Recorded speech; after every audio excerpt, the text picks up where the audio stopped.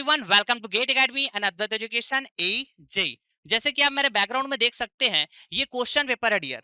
ठीक है, paper 1 UPPSC assistant engineer exam 2022 अभी हाल में ही एग्जाम हुआ था, जिसका ये पेपर 1 है, जिसमें मैं इंजीनियरिंग मैकेनिक सब्जेक्ट से जो क्वेश्चन आए थे उसको मैं एनालिसिस कराने जा रहा हूँ। ठीक है, बहुत सारे क्वेश्चन आए थे, काफी अच्छे अच्छे क्वेश्चंस भी आपको देखने को मिलेंगे। ठीक है, तो जितने भी एस्पिरेंट ने ये एग्जाम दिया हुआ था, ठीक, आप बिल्कुल आप कमेंट बॉक्स में कमेंट करके बताइएगा, ठीक है, कि आपका आंसर क्या आया था। इंजीनियरिंग मैकेनिक सब्जेक्ट से जो जो क्वेश्चंस आए हुए थे उन क्वेश्चंस को यदि आप अटेम्प्ट किए तो आपका आंसर क्या आया था। ठीक है, बिल्कुल आप कमेंट बॉक्स में कमेंट करके बताएंगे। वैसे तो मैं पूरे क्वेश्चंस जो पूछे गए थे इंजीनियरिंग मैकेनिक सब्जेक्ट से उसको मैं एनालिसिस कराने जा रहा हूं। ठीक है, तो किसका आंसर मैच करता है वो बिल्कुल आप कमेंट बॉक्स में कमेंट करके बताएंगे। ठीक है, तो मैं जब एनालिसिस किया इस पेपर का, ठीक है, इस पेपर 1 का, तो मैंने पाया कि इसमें ना बहुत सारे ऐसे क्वेश्चंस मिले मेरे को जो ना ऑलरेडी फ्रेम हुए क्वेश्चंस है, प्रीवियस ईयर क्वेश्चंस। और प्रीवियस ईयर क्वेश्चंस में मैंने देखा कि गेट मैकेनिकल इंजीनियरिंग, ठीक है, गेट एग्जाम में जो ऑलरेडी फ्रेम किए गए क्वेश्चंस है ना, उसको डायरेक्ट पूछ दिया गया यहाँ पे, अराउंड 4 to 5 क्वेश्चंस। ठीक है, तो मैं क्लास के दौरान भी हमेशा ये बोला करता था, ठीक है, कि गेट एग्जाम के जो क्वेश्चंस होते हैं ना, है ना, आपके एज एग्जाम में देखने को मिल जाता है कई ऐसे क्वेश्चंस। ठीक है, मैं क्लास के दौरान कराया भी था। सर कौन सी क्लास? जो लाइव ऐप पे, गेट एकेडमी की लाइव ऐप पे जो बैचेस चल रही थी यूपीपीएससी असिस्टेंट इंजीनियर एग्जाम का, ठीक है, जिसमें बहुत सारे एस्पिरेंट ने, है ना, ज्वाइन किए थे। ठीक है, वो हमारे साथ प्रिपरेशन किए हैं यूपीपीएससी असिस्टेंट इंजीनियर एग्जाम का। ठीक है, तो उनको एक गजब का आइडिया होगा कि हम किस तरह से प्रिपरेशन किए थे इंजीनियरिंग मैकेनिक सब्जेक्ट, जो कि मेरे द्वारा डील किया गया था। ठीक है, और मैंने क्या क्या बातें आपको बताया हुआ था जो आपको ध्यान में रखना है एग्जाम पॉइंट ऑफ व्यू से। ठीक है, सब आपको आइडिया है। ठीक है, तो यहाँ पे बिल्कुल क्वेश्चंस जब मैं एनालिसिस कराऊंगा, ठीक है, तो मैं आपको और भी बताऊंगा कि ये जो क्वेश्चंस है वो ऑलरेडी पूछा गया क्वेश्चंस है अदर अदर एग्जाम में। ठीक है, तो चलिए स्टार्ट करते हैं फिर।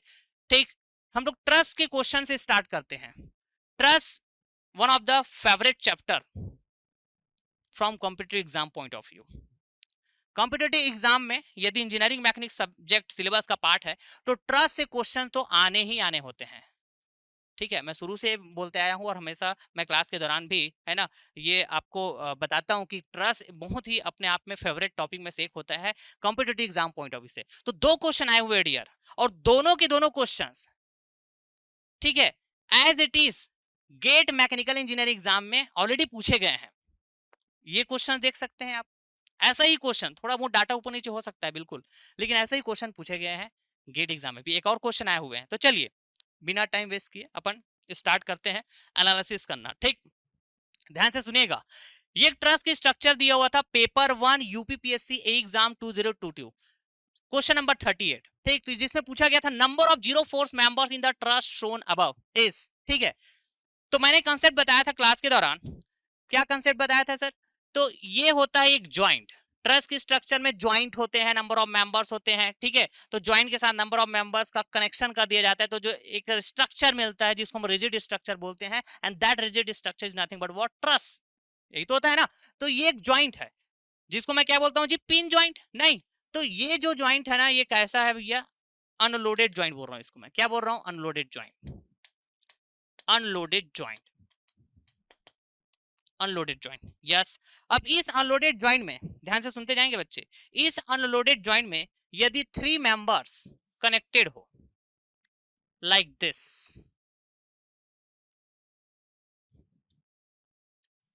3 मेंबर कनेक्टेड हो कुछ इस तरह से, ठीक है, जहां पे देखिए ये है आपके पास मेंबर 1, ये आपके पास मेंबर 2 और ये आपके पास मेंबर 3। ठीक, तो इन 3 मेंबर्स का कनेक्शन है अनलोडेड ज्वाइंट पे, यस।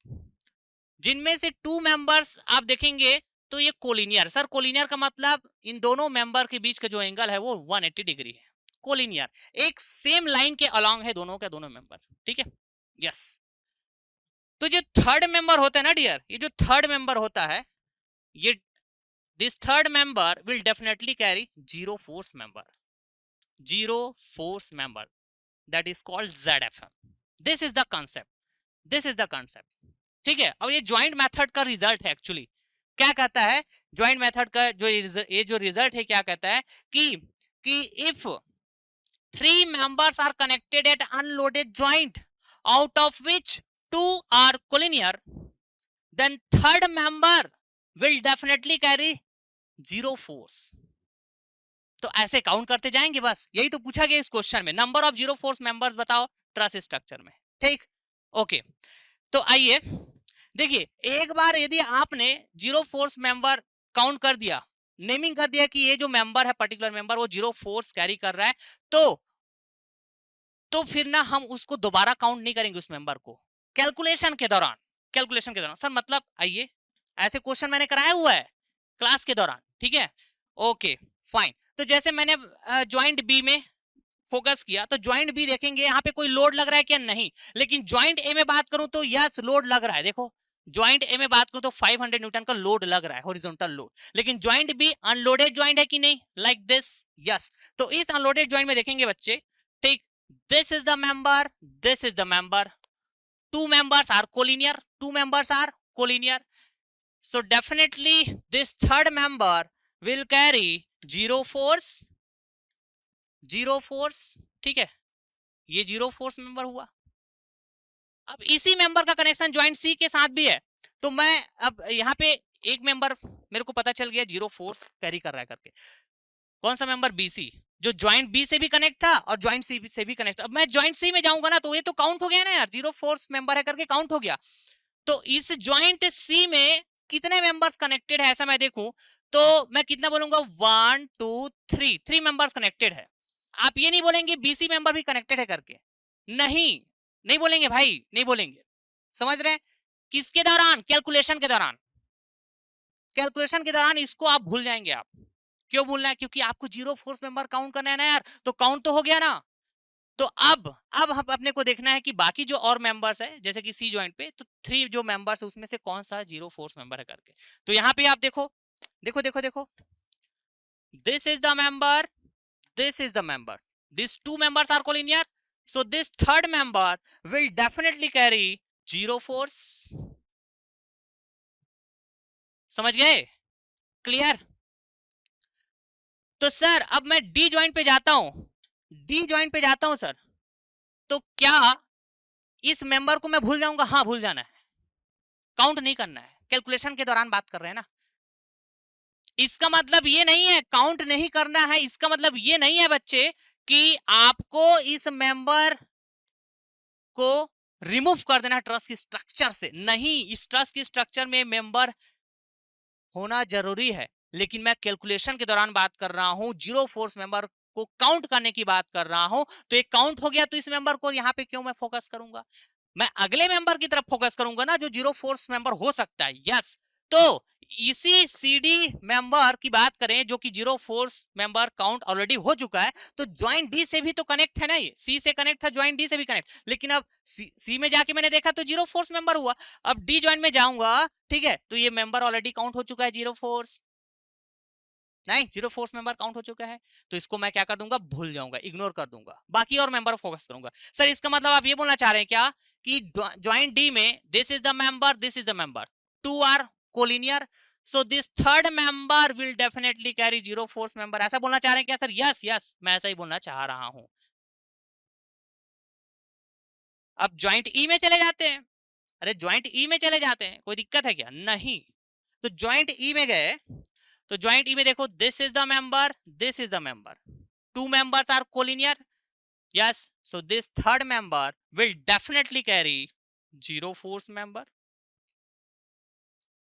तो सर बस ऐसे ही काउंट करना था क्या? हाँ, ऐसे ही क्वेश्चन आते हैं आपके एग्जाम में, ऐसे ही क्वेश्चन आते हैं, मैं शुरू से ही बोलते आ रहा हूँ, क्लास के दौरान भी यही बोला था, और एक क्वेश्चन दिखा भी, देख सकते हैं आप, ठीक। तो कुल मिला के कितने मेंबर हुए? 1 2 3 4, कुल मिला के 4 मेंबर हुए डियर, और ये 4 मेंबर ऐसे हैं जो 0 force member, so number of 0 force member in this truss structure will be nothing but what, 4, ठीक है। तो कितने बच्चे का ये सही हुआ है, ठीक है, कितने बच्चे का आंसर 4 आया था, बिल्कुल आप कमेंट बॉक्स में कमेंट करके बताइएगा, ठीक है। सो इसका जो आंसर होगा क्या होगा बच्चे, option A, that is nothing but what, 4 ZFM, ठीक है, हो गया। इस क्वेश्चन का सॉल्यूशन देख लिया अपन। नाउ क्वेश्चन नंबर 46, ठीक, यहाँ पे अननोन फोर्स के बारे में पूछा गया है। तो देखिए, force in the cable A be shown in the above figure is, ठीक। तो यहाँ पे एक ना आपको फिगर दिया हुआ है इस क्वेश्चन में, ठीक है, एक फिगर दिया हुआ है ना। और देखिए, इंजीनियरिंग मैकेनिक सब्जेक्ट के जो क्वेश्चंस होते हैं, या तो स्टैटिक वाला पार्ट होता है, या तो डायनेमिक वाला पार्ट होता है।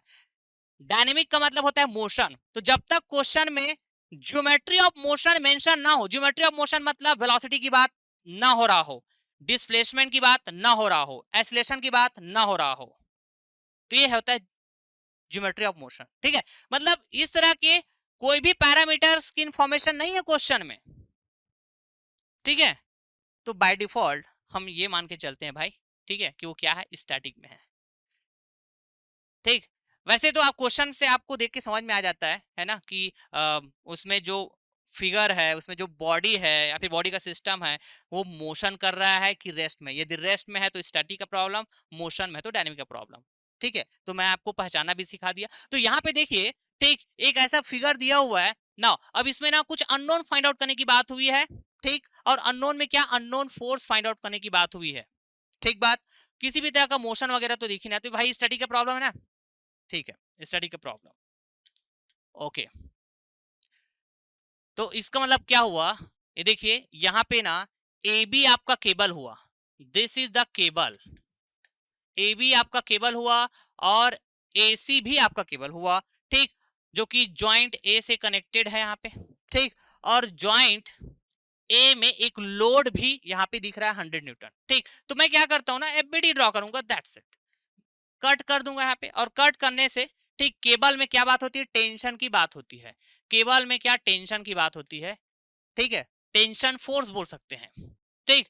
मतलब ये हुआ, this is the what, F A C, this is the what, F A B. समझ रहे हैं, ठीक है सर, बिल्कुल सही बात।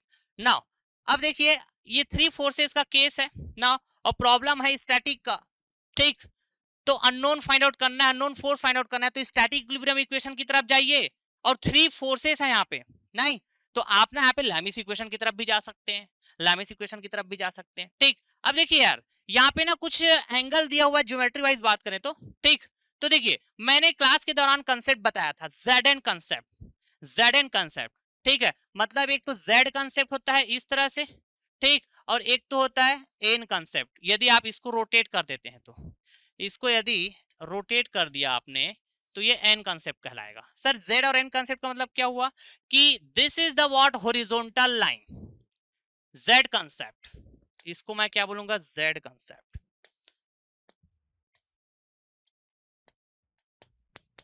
ठीक। इसको मैं बोलूंगा एन कंसेप्ट। तो भैया जेड कंसेप्ट में हॉरिजॉन्टल लाइन दिखा है, तो इसमें वर्टिकल लाइन दिखेगा, इसमें वर्टिकल लाइन दिखेगा, इसमें वर्टिकल लाइन दिखेगा।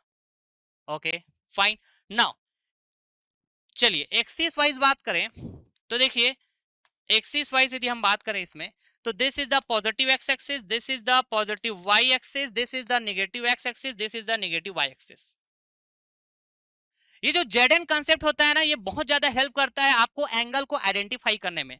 जब आप प्रॉब्लम को सॉल्व करने जाते हैं इंजीनियरिंग मैकेनिक्स के, ठीक है, तो एफबीडी ड्रॉ करना पड़ता है। तो यहाँ पे हम ज्वाइंट ए का एफबीडी बना रहे हैं, ठीक। तो इस तरह के फोर्सेस पिक्चर में आया। ओके, अब मेरे को एंगल को आइडेंटिफाई करना है, ठीक है। तो एंगल को आइडेंटिफाई करने के लिए जो जेड एन कंसेप्ट होता है ना, बहुत ज्यादा इंपॉर्टेंट रोल प्ले करता है। तो देखिए इसका मतलब क्या हुआ, कि यहाँ पे ये इंक्लाइन लाइन, ये देखो ये वाला इंक्लाइन लाइन, यदि नेगेटिव एक्स एक्सिस के साथ थीटा एंगल बनाए, तो यही इंक्लाइन लाइन, ठीक, इस पॉजिटिव एक्स एक्सिस के साथ भी थीटा एंगल बनाएगा। यस, ठीक। वैसा ही एन कंसेप्ट में बात करें तो वर्टिकल लाइन, यदि ये इंक्लाइन लाइन, ठीक, नेगेटिव वाई एक्सिस के साथ थीटा एंगल बनाए, तो यही इंक्लाइन लाइन इस पॉजिटिव वाई एक्सिस के साथ भी थीटा एंगल बनाएगा, ठीक है। क्लास के दौरान अपन पढ़े भी थे ऐसा, देखना। तो वैसे ही यहाँ पे कौन सा कंसेप्ट लगने वाला है सर, अरे जेड कंसेप्ट। देखो नेगेटिव एक्स एक्सिस के साथ ये वाला इंक्लाइन लाइन 30 डिग्री एंगल बना रहा है, तो ये पॉजिटिव एक्स एक्सिस के साथ कितना 30 डिग्री एंगल बनाएगा कि नहीं। यस सर, बिल्कुल सही बात, बिल्कुल सही बात। Okay fine. तो आपको ये भी पता होना चाहिए कि म्यूचुअल परपेंडिकुलर एक्सिस के बीच का जो एंगल होता है वो 90 डिग्री 90 डिग्री 90 डिग्री 90 डिग्री, इस तरह से बात होता है। ठीक है, तो ये क्वेश्चन सॉल्व हो गया, ये क्वेश्चन सॉल्व हो गया बच्चे। ठीक है, तो आइए, तो या तो आप लाइमस इक्वेशन की तरफ जाइए, इसको फोकस करते हुए, इसको फोकस करते हुए या तो आप लाइमस इक्वेशन की तरफ जाइए, ये या तो आप स्टैटिक इक्विलिब्रियम इक्वेशंस की तरफ जाइए। ठीक है, तो चलिए मैं स्टैटिक इक्विलिब्रियम इक्वेशंस अप्लाई कर देता हूं। ये कैसा सिस्टम है? Coplanar concurrent force system. ठीक है, क्योंकि एक ही पॉइंट पे तीनों फोर्सेस एक्ट कर रहा है, जितने फोर्सेस है वो एक ही पॉइंट पे एक्ट कर रहा है, मतलब मीट कर रहा है फोर्सेस का लाइन ऑफ एक्शन, तो कोप्लेनर कॉन्करेंट फोर्स सिस्टम।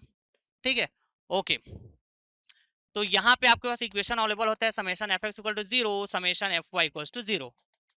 नहीं, तो एक्स डायरेक्शन में नेट फोर्स इक्वल टू 0 कर दो, वाई डायरेक्शन में नेट फोर्स इक्वल टू 0 कर दो यार। ठीक, तो आइए इसको रिजॉल्व करिए, तो देखिए ये कुछ इस तरह से मिलेगा। एफ ए सी फोर्स का जो लाइन ऑफ एक्शन है यहाँ पे कितना बनाएगा? 30 डिग्री सर, बनाएगा 30 डिग्री? हाँ बनाए, तो बनाएगा सर बिल्कुल 30 डिग्री। ठीक, तो इसका दो कंपोनेंट हो जाएगा एफ ए सी का, एक कंपोनेंट इधर जाएगा F A C cos 30 degree, और एक कंपोनेंट इधर जाएगा F A C sine 30 degree. ठीक है, ओके, आप लेमिस इक्वेशन भी अप्लाई कर सकते हैं, कोई दिक्कत वाली बात नहीं। इधर एफ ए बी है, एफ ए बी, ओके, और इधर क्या आपके पास 100 न्यूटन। तो चलिए स्टैटिक इक्विलिब्रियम इक्वेशन अप्लाई कर दीजिए, स्टैटिक इक्विलिब्रियम इक्वेशन अप्लाई कर दीजिए। ठीक है, तो समेशन एफ वाई, जैसे मैं बात करूं summation F Y equal to 0, तो क्या हो जाएगा? प्लस का F A C sine 30 degree, ठीक है, ओके, माइनस का 100 इक्वल टू 0। सो कुल मिला के F A C will be nothing but, ये हो जाएगा 100 डिवाइडेड बाई साइन 30, तो साइन 30 की वैल्यू 1/2। ठीक है, तो कुल मिला के कितना हो जाएगा? एफ ए सी की जो वैल्यू है वो 200 न्यूटन। यस सर, तो अपने को तो एफ ए बी चाहिए ना, ए बी केवल में फोर्स चाहिए, तो हाँ बिल्कुल ये एफ ए सी जो आपने फाइंड आउट किया इधर काम आने वाला है आपका। Summation F X equal to 0 बात करो, तो क्या हो जाएगा बच्चे?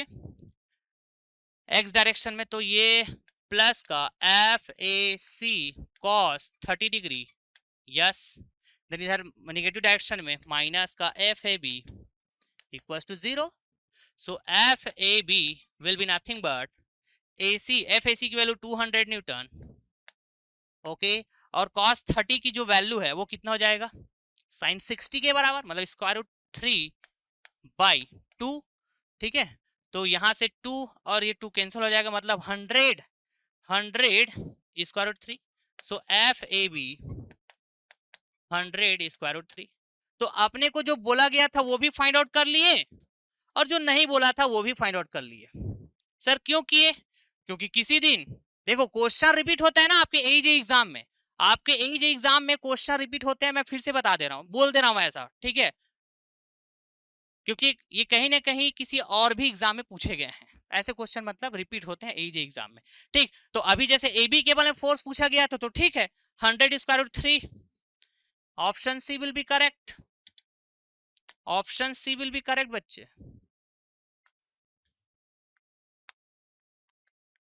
लेकिन किसी दिन आपको पूछा जा सकता है एसी केबल में बताओ फोर्स, तो आपका आंसर क्या हो जाता है? ये, लेकिन उस हिसाब से यहाँ पे क्या है ऑप्शन में चेंज रहता। ठीक है, तो ठीक है, इसका आंसर आया है आपका ऑप्शन सी। ठीक, तो कितने बच्चों ने सही किया है बिल्कुल आप कमेंट बॉक्स में कमेंट करके बताएंगे। ठीक है, नाउ नेक्स्ट क्वेश्चन की बात करते हैं हम लोग, यहाँ पे आ जाते हैं क्वेश्चन नंबर 58। क्वेश्चन नंबर 58, ठीक है, ये प्रोजेक्टाइल मोशन के ऊपर क्वेश्चन है डियर, प्रोजेक्टाइल मोशन के ऊपर क्वेश्चन। ठीक, बहुत आसान क्वेश्चन है, तो पहले ना थोड़ा सा हम प्रोजेक्टाइल मोशन के कंसेप्ट को थोड़ा सा डिस्कस कर लेते हैं। सर कैसे? आइए, तो प्रोजेक्टाइल मोशन के कंसेप्ट में देखिए क्या बात करते हैं अपन। ओके, जस्ट ये देखो, ये होता है आपके पास ग्राउंड, ये होता है ग्राउंड, ठीक, और इस ग्राउंड से ठीक है, यहां पे आप हैं,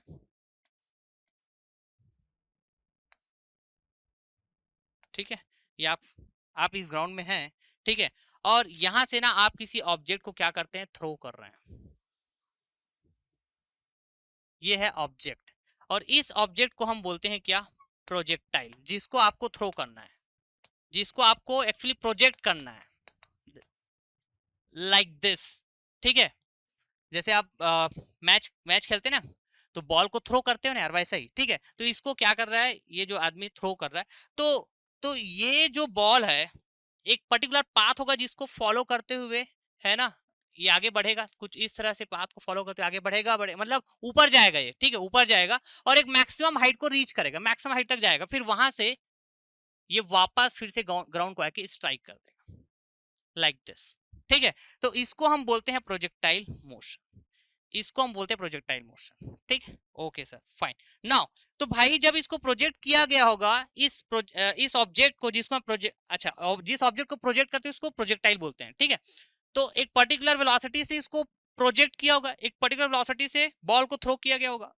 वो वेलोसिटी होता है भैया आपके पास, सपोज मैं बोल दिया u, तो u is nothing but what, velocity of projection, ठीक, ओके, तो एक पर्टिकुलर एंगल से है ना थ्रो किया गया होगा बॉल को, जो हॉरिजॉन्टल के साथ एंगल बना रहा होगा, ठीक, यस, मतलब this is nothing but that angle and this angle is nothing but what, angle of projection, जिसको मैं बोला अल्फा, डियर, ओके फाइन। अच्छा, ग्राउंड से इस पॉइंट तक का जो हाइट होता है इसको मैं क्या बोलूंगा, मैक्सिमम हाइट, इसको मैं बोलूंगा मैक्सिमम हाइट, ठीक। अब क्या क्या चीजें जिसको आपको ध्यान में रखना है, तो देखिए, एक तो मैक्सिमम हाइट आपको ध्यान में रखना चाहिए, ठीक, सो मैक्सिमम जो हाइट होता है बच्चे, मैक्सिमम जो हाइट होता है, इसके लिए फॉर्मूला आपको याद रखना चाहिए, जो कि इस क्वेश्चन में पूछा गया है, you square sine square alpha divided by 2 times of G, okay sir, fine. Now इसके अलावा देखिए, अच्छा, जिस पॉइंट से आपने प्रोजेक्ट किया, जिस पॉइंट से आपने बॉल को थ्रो किया, उसके बाद वापस एक ग्राउंड में फिर से आके स्ट्राइक कर दिया, ठीक, तो ये जो हॉरिजॉन्टल डिस्टेंस होता है, ठीक, यहां से लेके यहां तक, इसको बोलते हैं हम लोग horizontal range, that is noted by R, तो ये आपको पता होना चाहिए। बस 3 फार्मूले हैं, और ये 3 ही फार्मूले से ही एग्जाम में आपके क्वेश्चन आते हैं, और ज्यादा कुछ पढ़ने की जरूरत नहीं है, ठीक है, ओके, चलिए, तो मैक्सिमम जो, सॉरी, मतलब जो हॉरिजॉन्टल रेंज जिसको मैं आर बोल रहा हूं, इसकी जो वैल्यू होती है यू स्क्वायर साइन, ठीक है, you square sine 2 alpha divided by g, ठीक है, ओके, इसके अलावा टाइम ऑफ फ्लाइट होता है, टाइम ऑफ फ्लाइट, ठीक, और टाइम ऑफ फ्लाइट का मतलब क्या हुआ, यहां से यहां तक, ठीक है, मतलब देखिए, यहां से मैंने क्या किया, प्रोजेक्ट किया, फिर मैक्सिमम हाइट पे गया, तो यहां से यहां तक का जो टाइम ड्यूरेशन लगेगा, इसको मैं बोल रहा हूं t1, ठीक, जहां से प्रोजेक्ट किया और मैक्सिमम हाइट पे रीच किया, तो जो टाइम ड्यूरेशन है वो t1, फिर मैक्सिमम हाइट से अगेन ग्राउंड में आके स्ट्राइक करेगा, तो ये जो टाइम ड्यूरेशन होता है उसको हम बोलते हैं t2, टाइम ड्यूरेशन वाइज बात करूं ना मैं, टाइम ड्यूरेशन, नहीं, क्लियर है, ओके, मतलब ये जो ऑब्जेक्ट है, जो बॉल है, थ्रो करने के बाद इस पाथ को फॉलो करते हुए वापस आ जा रहा है ना ग्राउंड पे, तो कितना टाइम ड्यूरेशन लगा, तो t1 प्लस t2, यही t1 प्लस t2 को हम क्या बोलते हैं, t1 प्लस का t2 is nothing but the time of flight, that is tf, and this tf is nothing but the time of flight, this tf is nothing but the time of flight, and this will be given by 2 times of u sin alpha divided by g, ये, चलो अपन थोड़ा concept की भी बात कर दिए ना। अब देखिए क्वेश्चन में, देखिए आपके एज एग्जाम में जब क्वेश्चन आएगा प्रोजेक्टाइल मोशन से, तो या तो मैक्सिमम हाइट पूछने के लिए बात होगी, या तो हॉरिजॉन्टल रेंज पूछने की बात होगी, या तो टाइम ऑफ फ्लाइट की बात हो रही होगी, ठीक है, और तीनों फार्मूले में है ना 2 ही पैरामीटर है जो क्वेश्चन में गिवन हो रहेगा, u और अल्फा, समझ रहे हैं? यू है वेलोसिटी ऑफ प्रोजेक्टाइल, ठीक है, या फिर वेलोसिटी ऑफ प्रोजेक्शन, और ये है angle of projection that is alpha. तो देखिए क्वेश्चन में यही दोनों बातें पूछा गया, अच्छा यही दोनों बातें दिया गया है, यही दोनों बातें देख सकते हैं। The projectile is fired eight an angle of 30 degree, मतलब अल्फा की वैल्यू दिया है बच्चे 30 डिग्री। ओके सर, ठीक। और ये किससे एंगल बना रहा है? फ्रॉम द हॉरिजॉन्टल, मतलब ये ग्राउंड से एंगल बना रहा है विथ अ स्पीड ऑफ, ठीक है, मतलब वेलोसिटी की बात हुई यहाँ पे, u की वैल्यू यहाँ पे बात हुई है v0 मीटर पर सेकेंड, ठीक, वेलोसिटी ऑफ प्रोजेक्शन, ठीक है, फिर स्पीड ऑफ प्रोजेक्शन बोल सकते हैं। The maximum height attend by the projectile is, maximum height पूछा गया बच्चे, मतलब एच मैक्स। किसी दिन आपको आर पूछ दिया जा सकता है, किसी दिन आपको टीएफ पूछ दिया जा सकता है, ठीक है, क्योंकि यू और अल्फा की वैल्यू तो आपको पता होना चाहिए। हाँ, तो मैक्सिमम हाइट चलो बताना है आपको, तो कैसे बताओगे? तो ये कहाँ गए? ये है मैक्सिमम हाइट, ठीक है। तो यू की वैल्यू बोलेंगे तो वी नॉट का स्क्वायर हो जाएगा, नहीं यू स्क्वायर तो जी, और ये है साइन स्क्वायर अल्फा की value 30 degree divided by 2 times of g, so h max will be equals to sine 30 की वैल्यू होती है कितनी? 1/2, तो भाई साइन स्क्वायर 30 की वैल्यू 1/2 इंटू 1/2 मतलब 1/4, ठीक है। तो कुल मिला के ये v नॉट का स्क्वायर डिवाइडेड बाई, ठीक है, 2g इंटू का 1/4, so our answer will be nothing but v square divide by 2 चौके 8, मतलब 8 टाइम्स ऑफ जी। जी क्या है सर? ग्रेविटेशनल, अच्छा एक्सेलरेशन ड्यू टू ग्रेविटेशनल, यही तो है आपका आंसर। अब इस फार्मूले में most of the student confuse होते हैं, ठीक है, कौन से फार्मूले में? ये जो 3 फार्मूले उसमें, ठीक है, क्योंकि देखो ना u और अल्फा दोनों मतलब तीनों फार्मूले में है, u की बात हो रही है और अल्फा की बात हो रही है, नहीं तो किसी में u का स्क्वायर है, तो किसी में साइन स्क्वायर अल्फा है, किसी में साइन 2 अल्फा है, किसी में 2u है, इस तरह से, ठीक है। तो आपको ध्यान में रखना चाहिए, ठीक, तीनों फार्मूले को, और ये एक एक फार्मूला अपने आप में एक एक क्वेश्चन का पार्ट हो जाए। जैसे कि यहाँ पे पूछा गया आपको क्या? मैक्सिमम हाइट, तो मैक्सिमम हाइट क्या हुआ? Option D will be correct answer, हुआ इसका ऑप्शन डी। समझ गए? बड़ा आसान क्वेश्चन था। Okay sir, fine. Now next question की तरफ आगे बढ़ते हैं, नेक्स्ट क्वेश्चंस की तरफ हम आगे बढ़ते हैं बच्चे। चलिए यहाँ पे आते हैं, देखिए question number 60। Two particles with masses in the ratio of 1:4 are moving with equal kinetic energies. The magnitude of their linear momentum will be in the ratio of, ठीक। तो देखिए आपको इस क्वेश्चन में गिवन है क्या, आइए यहां पे लिखते हैं गिवन क्या क्या है। 2 पार्टिकल है और उन 2 पार्टिकल का मासेस जो है रेशियो में गिवन है, मतलब यदि पार्टिकल का मास m1 है और पार्टिकल, अच्छा मतलब पार्टिकल का मास जिसमें 2 पार्टिकल, तो पार्टिकल 1 का जो मास है m1 है, पार्टिकल 2 का जो मास है m2 है, तो दोनों का जो रेशियो है m1 रेशियो m2, ये गिवन है आपको 1:4 मतलब 1/4, ये आपको गिवन है, ठीक बात, ओके। अब कोई पार्टिकल है, ठीक, उसका यदि मैं लीनियर मोमेंटम बात करूं, लीनियर मोमेंटम बात करूं, देखो ये लीनियर मोमेंटम, तो लीनियर मोमेंटम को मैं क्या बात करूंगा, जैसे पार्टिकल 1 के लिए p1 बोला और पार्टिकल 2 के लिए क्या बोला, p2, ठीक। तो आपको क्वेश्चंस पूछा गया है क्या, क्वेश्चंस ये पूछा गया कि p1 डिवाइडेड बाय p2 क्या होगा, लेकिन इसके अलावा आपको गिवन है, क्या गिवन है कि दोनों पार्टिकल जो है वो मूव कर रहा है, मतलब मोशन में है, ठीक है, और उसका जो काइनेटिक एनर्जी है वो इक्वल है। कैसा है? इक्वल है काइनेटिक एनर्जी। तो काइनेटिक एनर्जी इक्वल, तो काइनेटिक एनर्जी हम कैसे बात करते हैं किसी पार्टिकल का, यदि हम काइनेटिक एनर्जी बात करें, ठीक है, काइनेटिक एनर्जी हम बात करें यदि, ठीक, तो 1/2 mv का स्क्वायर, ये किसी भी पार्टिकल के लिए। तो क्वेश्चन में जैसा गिवन है, क्वेश्चन में क्या गिवन है बच्चे, आपको गिवन है kinetic energy of particle 1 equals to kinetic energy of particle 2। बहुत ही प्यारा सा क्वेश्चन है, बहुत ही प्यारा सा क्वेश्चन, ठीक बात, ओके।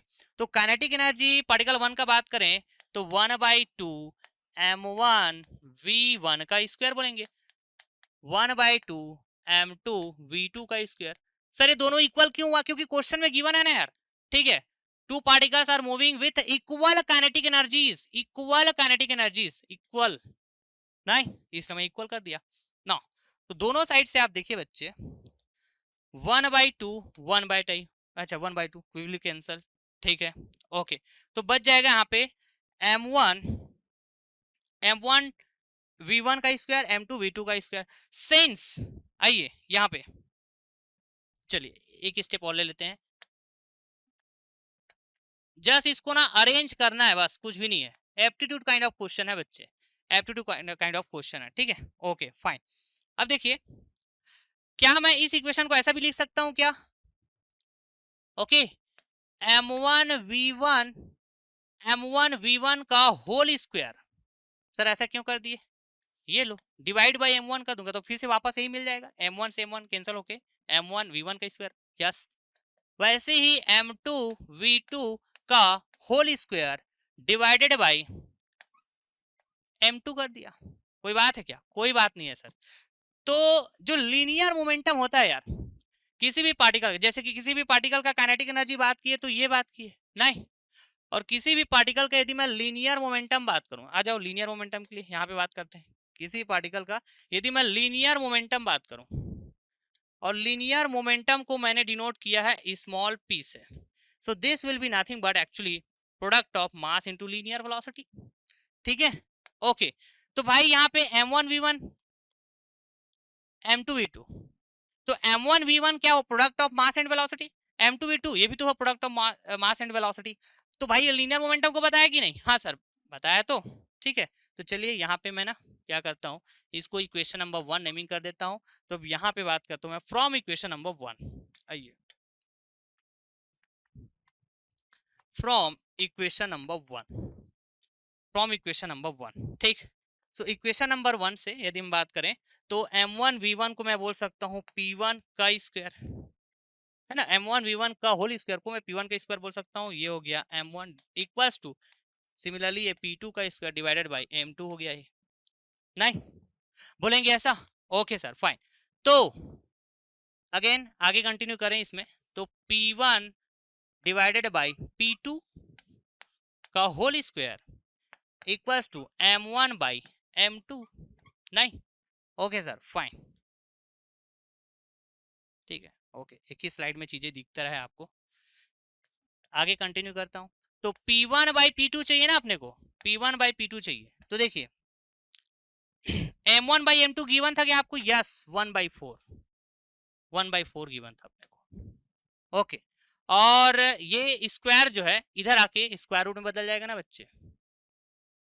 एक सेकंड एक सेकंड एक सेकंड ना, चलिए ये मैं ये बोलना चाह रहा हूँ p1 बाई p2 को होल स्क्वायर, तो इधर स्क्वायर रूट में हो गया ये, ठीक। इधर क्या है m1 बाई m2, तो m1 बाई m2 की वैल्यू 1/4 ना, हाँ ठीक है बिल्कुल स्टेप बाय स्टेप, ठीक। तो ये क्या हो जाएगा 1/2, नहीं तो कुल मिला के लीनियर मोमेंटम का जो रेशियो हुआ p1 रेशियो p2 क्या हो जाएगा बताओ? 1/2, नहीं यही तो है बच्चे हमारा आंसर, यही तो हमारा आंसर है 1/2, मतलब option A will be correct.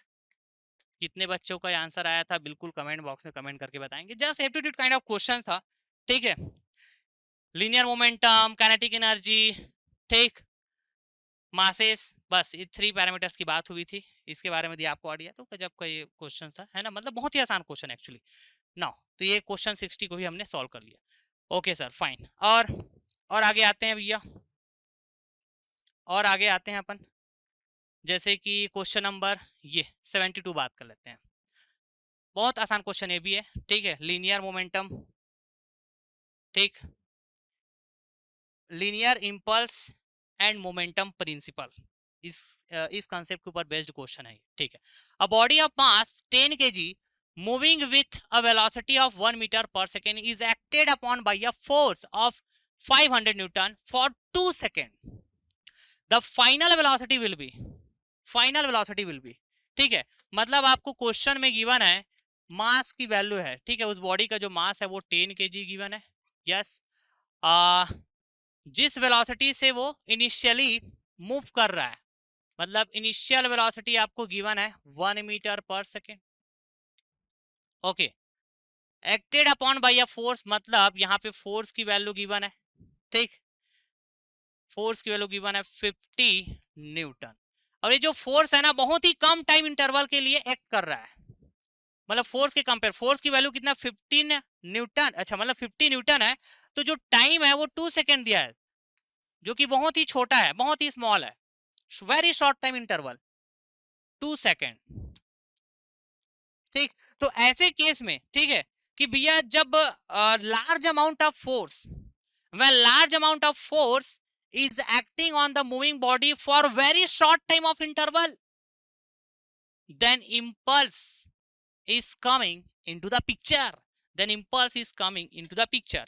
ठीक, सो impulse क्या होता है बच्चे, impulse को यदि मैं डिनोट करता हूं I से, तो I will be nothing but ये large amount का force into का ये very short time of interval, ठीक, ये impulse हुआ। ओके, तो इंपल्स मोमेंटम प्रिंसिपल की यदि मैं बात करूं, इंपल्स मोमेंटम प्रिंसिपल, ठीक है, मतलब इंपल्स को मैं आई से डिनोट किया, मोमेंटम को पी बोलता हूं, तो शॉर्ट में बोल रहा हूं मैं आईपी प्रिंसिपल। आईपी प्रिंसिपल क्या कहता है कि भैया जो इंपल्स होगा, ठीक, वो बॉडी के लीनियर मोमेंटम में चेंज के बराबर होगा, चेंज इन लीनियर मोमेंटम मतलब डेल पी, डेल पी, ठीक है। ओके, ऐसा यदि है तो इंपल्स की वैल्यू क्या है भैया, एफ इंटू डेल टी बोला, और डेल पी क्या हो जाएगा, तो भाई बॉडी का मास तो जितना है उतना ही रहेगा, ठीक है भाई, पी क्या होता है, एम इंटू वी होता है, तो बॉडी का मास तो जितना उतना ही रहेगा, बस वेलोसिटी में चेंज होगा इसका, तो क्या बोलोगे आप, M V final minus M V initial.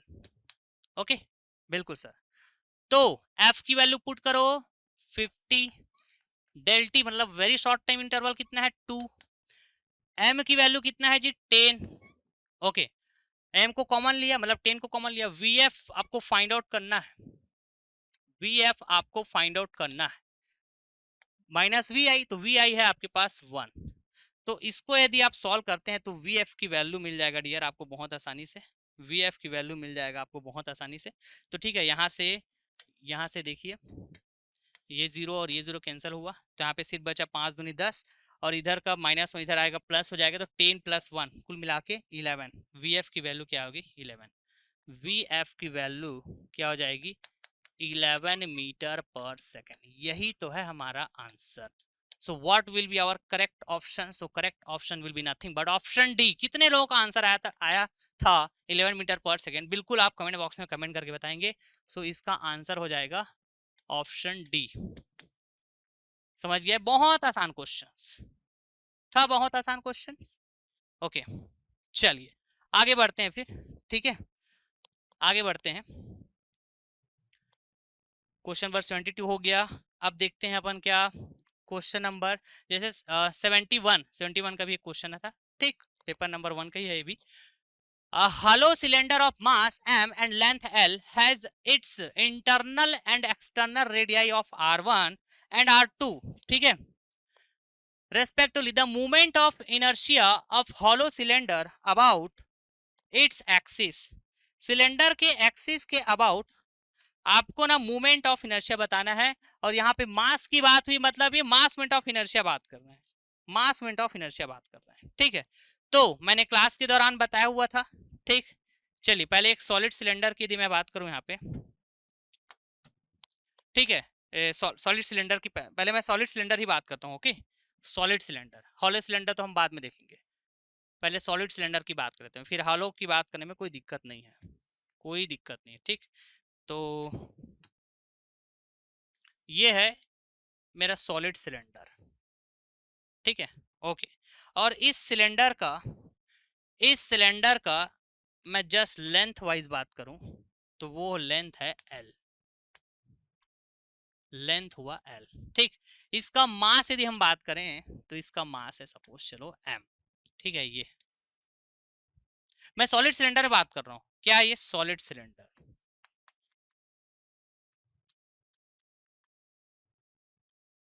Solid cylinder बोल रहा हूँ बच्चे ये, लेकिन यहाँ पे हॉलो सिलेंडर बात हो तो ठीक है ना, हॉलो सिलेंडर की देख लेंगे पहले। सॉलिड सिलेंडर में हम जानते क्या है ना, हमने क्लास में देखा क्या था, लाइव ऐप में जो बैचेस हुई थी, ठीक है, जिसमें आप पढ़े भी थे मेरे साथ इंजीनियरिंग मैकेनिक्स, ठीक है, गेट एकेडमी लाइव ऐप पे, तो मैंने सॉलिड सिलेंडर बताया हुआ था, ठीक, ओके।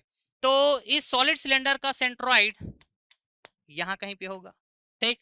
तो इस सॉलिड सिलेंडर का सेंट्रोइड यहाँ कहीं पे हुआ, तो यहाँ से गुजरने वाले जितने भी एक्सिस होंगे उसको मैं क्या बोलूंगा, सेंट्रोइडल एक्सिस, उसको मैं क्या बोलूंगा, सेंट्रोइडल एक्सिस, ठीक है। तो एक तो ये वाला एक्सिस होगा जो लेंथ के अलोंग होगा, एक तो ये वाला एक्सिस होगा, ठीक है, और एक ये वाला एक्सिस भी होगा जो इस बोर्ड के परपेंडिकुलर है, ठीक है। इन एक्सिस को मैं नेमिंग करूं यदि, so this is the what, इसको जेडसी बोला, ठीक है, नेमिंग ही कर रहा हूँ जस्ट, ठीक है, आप जैसा चाहो वैसा नाम दे सकते हो, ठीक है, आप अपना खुद का नाम रख लो, एक्सिस, एक्सिस का खुद मतलब अपने खुद के नाम में एक्सिस को रख लो, कोई दिक्कत है क्या। This is nothing but XC XC and this is nothing but YC YC. तो तो मैंने आपको बताया हुआ था कि भैया जो XC XC axis and YC YC axis होगा, देखो XC XC and YC YC, ये दोनों एक्सिस कौन सा एक्सिस कहलाता है, ट्रांसवर्स एक्सिस, ट्रांसवर्स एक्सिस। मैं चाहता तो डायरेक्ट मैं बता देता कि ये आंसर करेक्ट होगा करके, लेकिन ठीक है भाई, फिर वीडियो सॉल्यूशन देने का मतलब क्या हुआ, ठीक है, कुछ सीख के चलते हैं ना, ठीक है, कुछ सीखते हुए चलते हैं ना, याद रहेगा। और भी एएनजे एग्जाम आपका अपकमिंग जो रहेगा है ना, उसमें क्वेश्चन तो रिपीट होगा, क्योंकि होते हैं आपके एजे एग्जाम में क्वेश्चन रिपीट होते हैं, ठीक। तो ये ट्रांसवर्स एक्सिस हुआ, XC XC and YC YC axis, जिस तरह से मैं यहाँ पे दिखाया हूँ एक्सिस को, ट्रांसवर्स एक्सिस हुआ, यस। तो सर यहाँ पे जेडसी एक्सिस, तो भाई ये जो जेडसी एक्सिस है वो लेंथ के लॉन्ग है, इसलिए इसको मैं क्या बोलता हूँ, लॉन्गिट्यूडनल एक्सिस, इसको क्या बोलता हूँ मैं, लॉन्गिट्यूडनल एक्सिस, ठीक है। जो जेडसी है इसको मैं बोलता हूँ लॉन्गिट्यूडनल एक्सिस, लॉन्गिट्यूडिनल एक्सिस, ठीक। और यही लॉन्गिट्यूडनल एक्सिस को मैं इस सिलेंडर का, इस सॉलिड सिलेंडर का क्या बोलता हूं, ये जो फिगर बनाया हो ये सॉलिड सिलेंडर का है, ध्यान रखना, इस सॉलिड सिलेंडर का मैं क्या बोलूंगा, एक्सिस बोलूंगा, जिस एक्सिस के अराउंड, जिस एक्सिस के अबाउट एक्चुअली ये सिलेंडर रोटेट करता है। यदि रोटेट करेगा तो किस एक्सिस के अबाउट करेगा, ये अपने एक्सिस के अलावा, तो इसका एक्सिस क्या हुआ, यही तो है सिलेंडर का एक्सिस, ठीक है, जिसको मैं लॉन्गिट्यूडिनल एक्सिस बोलता हूँ, या फिर इसी को एक्सिस ऑफ रोटेशन भी बोलता हूँ। तो क्वेश्चन में देखो अबाउट इट एक्सिस बोल रहा है ना, तो अबाउट इट एक्सिस का मतलब लॉन्गिट्यूडिनल एक्सिस या फिर रोटेशनल एक्सिस, या फिर रोटेशनल एक्सिस,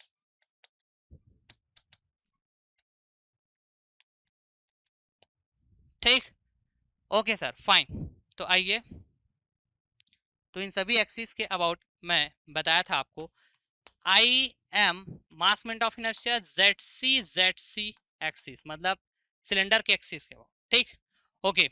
तो M R square divided by 2, ऐसा कुछ बताया था, एक्सिस ऑफ रोटेशन के अबाउट, या फिर सिलेंडर के एक्सिस के about mass moment of inertia, ठीक है, where R is nothing but what, radius, radius of the cylinder, ठीक है, radius of the cylinder, okay. ठीक उसी तरह ये तो एक्सिस ऑफ रोटेशन के अबाउट हुआ, जिसको मैं लॉन्गिट्यूडिनल एक्सिस बोलता हूँ। ट्रांसवर्स एक्सिस के अबाउट भी मैंने बताया था, है ना, जो एकदम जरूरी है आपको पता होना चाहिए, ठीक। ट्रांसवर्स एक्सिस के अबाउट भी पूछे जाते हैं आपके एज एग्जाम में, XC XC and YC YC axis क्या है आपके पास, ट्रांसवर्स एक्सिस है, ओके फाइन। तो m/12 in bracket, in bracket क्या होता है जी,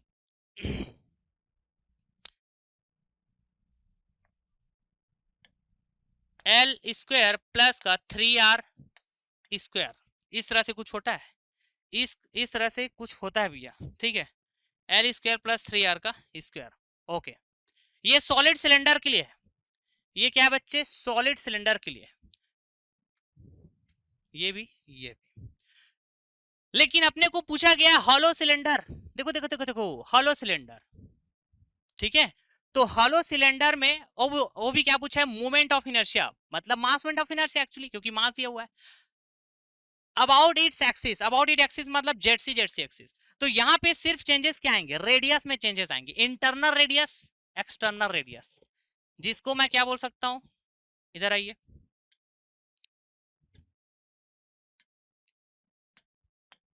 इस तरह से बात कर दो। चलो बना के दिखा देता हूँ।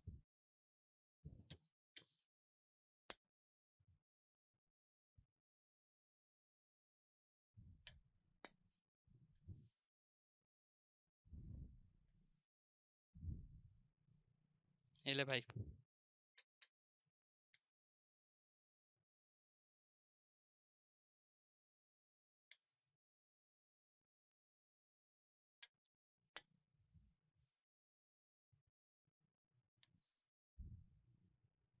ये ठीक है। तो अपने को पूछा गया है आई एम जेड सी, ये हॉलो सिलेंडर, ठीक है। तो ये हो गया आपके पास इंटरनल रेडियस R1, ये हो गया आपके पास एक्सटर्नल रेडियस R2, ठीक है। चाहे इधर से भी देख सकते हो, ये हो गया आपके पास इंटरनल रेडियस R1, ये हो गया आपके पास एक्सटर्नल रेडियस R2, ठीक। तो इसका मास हुआ m और लेंथ हुआ l, सपोज जैसे क्वेश्चन में गिवन था, ठीक है। तो m/2, और यहाँ पे देखो देखो देखो देखो कहाँ, इधर ना, m/2 और r क्या हो जाएगा, r0 का स्क्वायर, r0 बोलो, या फिर यहाँ पे जैसे 1 2 में बात हुआ है तो r2 का स्क्वायर माइनस का r1 का स्क्वायर, यही तो है आपका answer.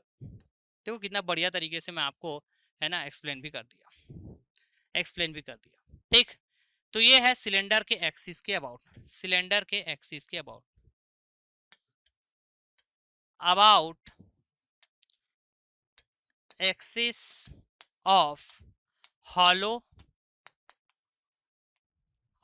Cylinder, about axis of hollow cylinder, ठीक है।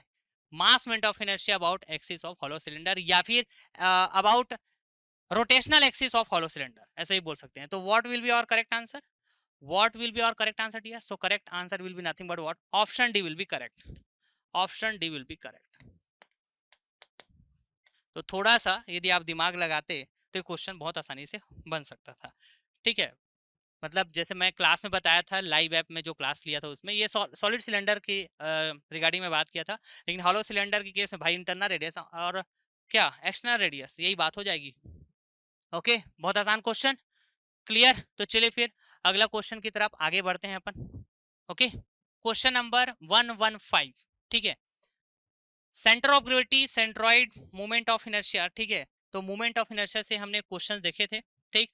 अब ये centre of gravity and centroid से ये क्वेश्चन आया हुआ है, काफी बढ़िया क्वेश्चन है ये, ठीक है। इस क्वेश्चन को चलिए एनालिसिस करते हैं, कितने लोगों का आंसर सही आया था, ठीक है। या फिर जो भी आपका आंसर आया होगा आप कमेंट बॉक्स में कमेंट करके बताएंगे जरूर, ठीक है। चलिए मैं सॉल्व करने जा रहा हूँ, पहले क्वेश्चन रीड करता हूँ। क्वेश्चन नंबर 115, ठीक। A wire of length 2L and uniform cross section is arranged as shown in figure. The distance of point B from its center of gravity is, ठीक है। चलिए यहां पे पूछा गया है क्या कि एक वायर है, सबसे पहले देखो इस क्वेश्चन को बढ़िया से समझते हैं। पहले एक वायर है, एक स्ट्रेट वायर है, ठीक है, जिसका लेंथ है 2L, जिसका लेंथ है 2L, ठीक। अब इस स्ट्रेट वायर को क्या कर दिया गया, इस स्ट्रेट वायर को ना ऐसे मोड़ दिया गया, फोल्ड कर दिया गया एक्चुअली, इस तरह से, लाइक दिस या फिर इधर से लाइक दिस, ठीक है। एल एल लेंथ पे देखो, ये इस तरह से इसको फोल्ड कर दिया गया, पहले ये सीधा था, अब इसको इस तरह से लाइक दिस मोड़ दिया गया इसको, ठीक है। एल लेंथ, तो कुल मिला के इस वायर का लेंथ कितना हुआ, L + L 2L, 9।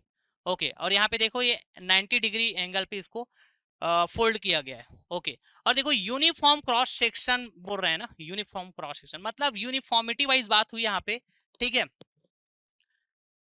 और यूनिफॉर्म यहाँ पे लिखा हुआ है, ठीक। तो इसका मतलब क्या हुआ कि हम यहाँ पे जैसे वायर की मास डेंसिटी की बात करें, ठीक है, या फिर मास का distribution through out the length of the wire uniform है, मास का distribution through out the length of the wire कैसा है, यूनिफॉर्म है, कांस्टेंट है। तो ऐसे केस में यदि मैं वायर का सेंट्रॉइड बात करूं या फिर वायर का सेंटर ऑफ ग्रेविटी बात करूं तो दोनों सेम होता है।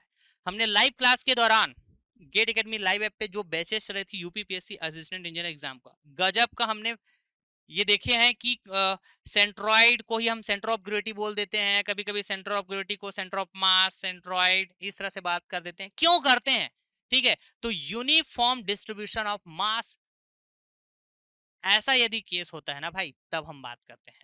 इसके अलावा हम ये भी बोलते हैं कि जो ग्रेविटी का इफेक्ट होता है बॉडी में, ठीक है, वो कैसा हो, through out the body uniform हो, कांस्टेंट हो।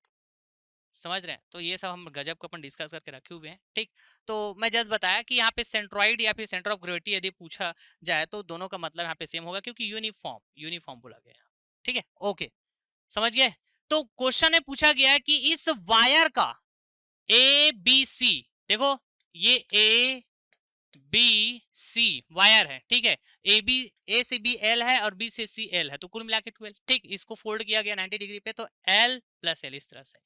ठीक है, तो इस वायर का जहां पर भी होगा सेंटर ऑफ ग्रेविटी, तो सेंटर ऑफ ग्रेविटी से ये बी पॉइंट का आपको क्या बताना है, डिस्टेंस बताना। देखिए, the distance between B from its centre of gravity. तो सबसे पहले हम लोग सेंटर ऑफ ग्रेविटी को लोकेट करते हैं बच्चे, सेंटर ऑफ ग्रेविटी को लोकेट करते हैं। ठीक, तो जब भी मेरे को लोकेट करने की बात हो सेंटर ऑफ ग्रेविटी या फिर सेंट्रॉइड का, ठीक है, तो मैं पहले ना रेफरेंस एक्सिस सेलेक्ट करता हूं। तो कई बार क्वेश्चन में आपके पास रेफरेंस एक्सिस दिया रहता है, नहीं दिया है तो by default of first quadrant में एक्सिस बात करोगे। कहने का मतलब जो आपका फिगर है उसको फर्स्ट क्वाड्रेंट में आप ट्राई करिए कि वो फर्स्ट क्वाड्रेंट में रहे करके। ठीक है, फर्स्ट क्वाड्रेंट मतलब ये देखो इस तरह से बात होता है, this is first quadrant, this is second quadrant, ठीक है, and this is third quadrant and this is fourth quadrant. जब तक आपको रेफरेंस एक्सिस मेंशन ना हो क्वेश्चन में, तो आप गिवन फिगर को फर्स्ट क्वाड्रेंट में रखने का ट्राई करें। तो मैं यहाँ पे फर्स्ट क्वाड्रेंट में बात करूं, देख सकते हैं। तो कुल मिला के यहाँ पे जो आपका क्या होगा, इंटरसेक्शन पॉइंट मतलब ओरिजिन बात करें तो यही होगा, बी मेरा क्या हो जाएगा, ओरिजिन। तो ऐसा यदि है तो देखिए, कोई भी स्ट्रेट कोई भी स्ट्रेट लाइन का यदि मैं सेंटर ऑफ ग्रेविटी बात करूं, ठीक है, तो उसके मिड पे होता है। तो ये हो गया सपोज इसका सेंटर ऑफ ग्रेविटी और इसका सेंटर ऑफ ग्रेविटी ये यहाँ पे। ठीक, इसको यदि मैं लाइन नंबर 1 बात करूं, इसको यदि मैं लाइन नंबर 2 बात करूं, ठीक है, तो this is G1, this is G2। तो मेरे को तो एक कंप्लीट लाइन का सेंटर ऑफ ग्रेविटी चाहिए ना। ठीक है, तो अपन कंसेप्ट बात करते हैं, क्या concept, X bar equal to, मतलब मेरे को जी चाहिए, सेंटर ऑफ ग्रेविटी चाहिए इस लाइन का, ठीक है, इस कंप्लीट लाइन का एबीसी का, यस। ठीक है, तो कोऑर्डिनेट पता करना होगा एक्स बार, तो एक्स बार क्या होगा, x1 L1 प्लस का x2 L2 divided by L1 plus का L2, नहीं, ओके सर, फाइन। ठीक, उसी तरह y बार, तो y1 L1 प्लस का y2 L2 divided by L1 plus का L2। ठीक है, तो यहाँ पे L1 बात करें चाहे L2 बात करें, दोनों कैसा है जी, L है। दोनों कैसा है बताएंगे जरा, L है। ठीक है, यहाँ पे L1 बात करें चाहे L2 बात करें, दोनों कैसा है, L है। Okay sir, fine. वैसे ही x1 बात करें, ठीक, और x2 बात करें तो बिल्कुल बात कर सकते हैं, y1 बात करें, y2 बात, ये भी बात कर सकते हैं। कैसे बात करेंगे, चलिए, जो ओरिजिन है हमारा ये देखिए, क्या है, बी, तो बी से ठीक सेंटर ऑफ ग्रेविटी G1 का डिस्टेंस बोले तो this is L/2, this is L/2। ठीक है, वैसे ही बी से ही सेंटर ऑफ ग्रेविटी G2 का डिस्टेंस बोले तो this is L/2, so this is also L/2। ठीक, तो भैया एक्स एक्सिस के अलोंग आप G1 मेजर करोगे, डिस्टेंस देखोगे तो क्या होगा बताओ, G1 का जी तो 0, नहीं, क्योंकि y एक्सिस में है ना यार, तो x एक्सिस में कितना चलोगे तो G1 आपको दिखेगा, 0 डिस्टेंस चलोगे। और y एक्सिस के अलोंग G1 के लिए आप कितना चलोगे, तो कितना चलोगे L/2, बिल्कुल करेक्ट। ठीक उसी तरह इधर आ जाओ x2 और y2, तो G2 तक पहुंचना है तो x एक्सिस के कितना चले L/2, ठीक है। G2 तक पहुंचना है तो y एक्सिस के कितना चलेंगे, तो x एक्सिस में ही है तो y एक्सिस के कितना चले 0, यहीं पे ही रहना पड़ेगा आपको, ठीक है। मतलब ये हो जाएगा आपके पास 0। अब इन वैल्यूज को यहाँ पे पुट कर दीजिए, इन वैल्यूज को आप यहाँ पे पुट कर दीजिए यार, कोई बात नहीं है, ठीक है। बहुत आसान है, बहुत आसान। चलिए पुट करते हैं भाई, पुट करते हैं। तो x1 की वैल्यू 0 इंटू का L1 की वैल्यू L प्लस x2 की वैल्यू L/2 इंटू का L2 की वैल्यू L, नहीं, divided by L1 plus L2, मतलब 2 टाइम्स ऑफ L। तो कुल मिला के x बार की जो वैल्यू होगी ये L बाई, अच्छा हाँ L/4 हो जाएगी, हाँ L/4 हो जाएगी, ठीक है, ठीक है सर, बिल्कुल करेक्ट। वैसे ही यहाँ पे आ जाओ, y1 की जो वैल्यू है इधर से देख लो, y1 की वैल्यू L/2 इंटू का L1 की वैल्यू L प्लस y2 की वैल्यू 0, L2 की वैल्यू L, और ये भी हो जाएगा L1 plus L2, 2 times of L, नहीं सही किया क्या अपन, y1 की वैल्यू L/2, y2 की वैल्यू 0, ठीक है। तो y bar will be nothing but, ये भी हो जाएगा आपके पास L/4 हो जाएगा ना ऐसा, ठीक है। तो ये है जो वायर क्या ABC, नहीं, इसका जो सेंटर ऑफ ग्रेविटी होगा उसका कोऑर्डिनेट है। तो आप इसी ओरिजिन के रेस्पेक्ट में L/4 x डिस्टेंस पे जाओ, मतलब x एक्सिस के अलोंग L/4 डिस्टेंस तक जाओ, और y एक्सिस के अलोंग L/4 डिस्टेंस तक जाओ, और जो इंटरसेक्ट करेगा वही पॉइंट क्या हो जाएगा हमारा centre of gravity of this wire ABC, ठीक है। तो L/4 मतलब L/2 से छोटा ही होगा, L/4 मतलब L/2 से छोटा ही होगा, नहीं, तो यहां कहीं पे होगा और ये यहां कहीं पे होगा, सही है कि नहीं। तो ये इंटरसेक्ट किया, ठीक, मतलब this is nothing but L/4 and this is nothing but L/4, ठीक है। तो ये हो गया आपके पास G, जो क्या है x बार y बार, इसका कोऑर्डिनेट 1/4 1/4, 1/4 बोलता हूँ, L/4 L/4, ठीक है, L/4 L/4 हो गया ऐसा, L/4 L/4, दैट्स इट। अब अपने को डिस्टेंस चाहिए कहां से कहां, पता है, ध्यान रखना बच्चे, इस B से, देखो पूछा क्या गया, the distance of point B से डिस्टेंस बताना है, ठीक है। कहां तक जाएंगे, centre of gravity of the wire, G तक जाएंगे अपन, G तक, ठीक है। मतलब ये वाला डिस्टेंस आपको चाहिए। तो आपको यहाँ पे दिखेगा राइट एंगल ट्राइंगल, एक राइट एंगल ट्राइंगल दिखेगा, किस तरह से, तो देखिए यहाँ पे B है, यहाँ पे G है, यहाँ पे G है, ठीक बात, ओके। तो इस तरह से एक राइट एंगल ट्राइंगल नहीं दिखेगा दोस्त, लाइक दिस।